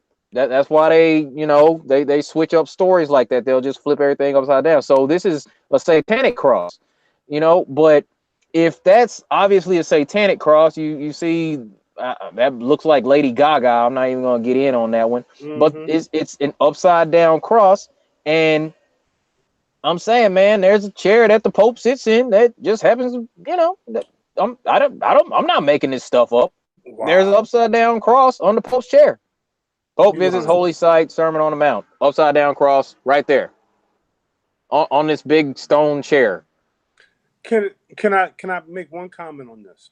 Sure. What does the upside see? People think when they look at the upside down cross, they're thinking anti the Antichrist or evil or the devil or whatever, right? Mm-hmm. The opposite of God, right? Or the opposite of Jesus, if you want to, say whatever, right? Yeah. I look at it as the inverting of reality. I look, because me personally, this is my personal beliefs. I believe the source is reality. That's why I defend realism so much, because I believe I'm defending the source, right? Yep. If you look at the cross and you say the right side up, the bottom is long and the top is short, kind of representing the head and the arms and the legs, right? If Mm-hmm. you flip it upside down, what you're really promoting is the opposite of truth. Right side up is truth. Upside down is anti-truth or unreality. Right side up is reality. Upside down is unreality. So if you guys are following me on this, the upside down cross is the attempt to have people believe in things that are not real,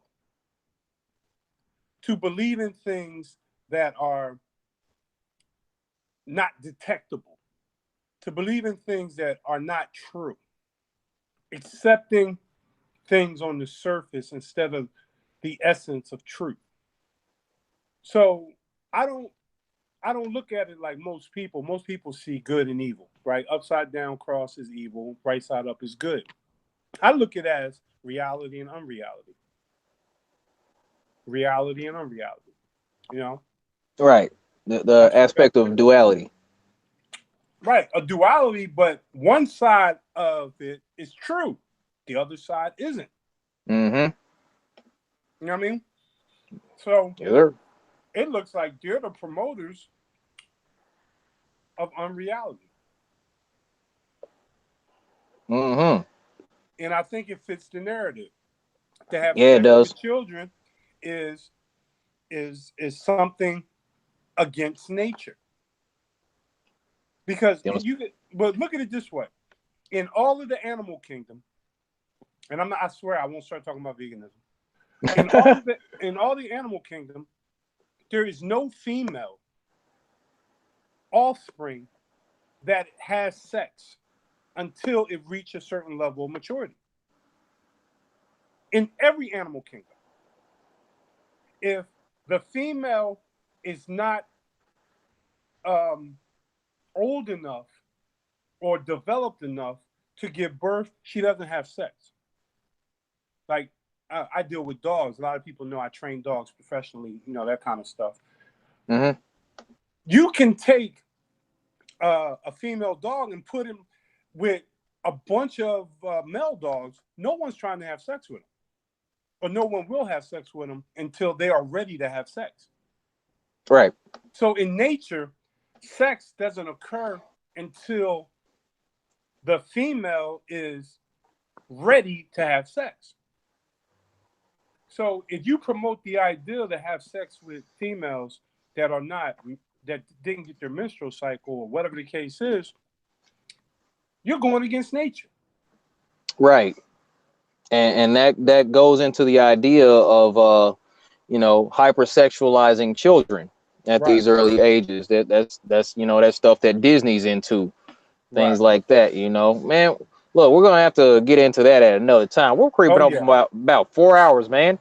Going hard out here, but that's look. because the vegan warrior lost his mind a couple times and went off about veganism, and I took an extra hour just on that. Oh no, that's fine. That's fine. You know I had to take that quick 20-minute nap before he hopped on, so I wasn't about to pass out this time, so I was able to hang out a little bit longer. Right. But man, so that's the wrap up, folks. It's all kinds of stuff going on out here, and that's that's what we cover. So check it. If you all have any ideas that or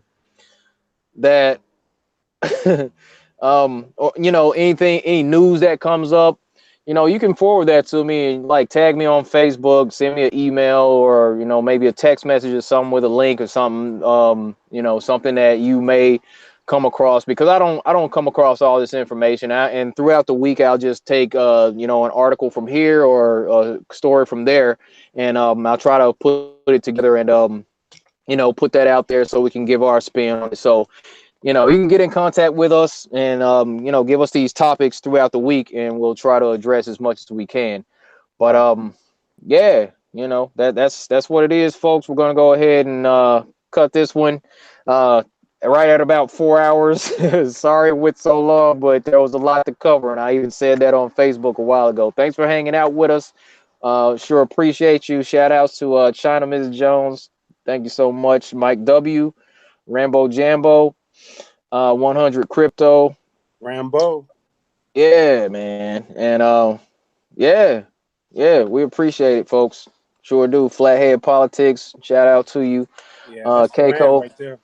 Keiko's in the house. Big Drez in the chat. I see you. Jay Analyze, what's up? What's up, brother? What up? Amanda Effie, thanks for hanging out. Zane, the rappers in the house, man, making that truth music. Yeah, man. So we're gonna go ahead and cut this one short. Thanks everybody for hanging out. Hope you have a great weekend. Hope you had a great week.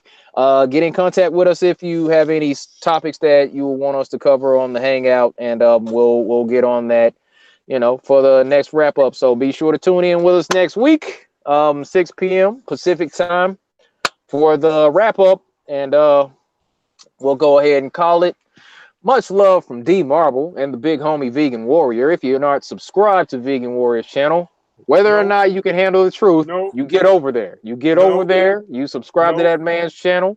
It's too powerful. Y'all can't come over there. Don't come over there. And if you want to continue that conversation on veganism, he'll be happy to have a discussion with you on a hangout. You're really open. You always keep that keep it open minded or willing to engage with the people. So if you want to continue talking about veganism, learning more about veganism, get over there, holler at my man Vegan Warrior, and he'll tighten you up. So don't do that. Don't do that. Do it. So all right, hey, I appreciate you joining me, man. Yeah, man. Anytime, brother. I appreciate it, bro. Always a pleasure having you on, sharing your insights and wisdom with us. New perspective, because I'll keep it kind of vague sometimes, and you'll come with something fresh. So people are feeling the hangout, and I appreciate you, man. So we'll continue doing what we do. Yeah, no problem. All right, boss. Appreciate you. All right, everybody, have a great night. Much love to you. Be good to each other. Take care of yourself. Stay flat. We'll see you next time. Thank you. Peace.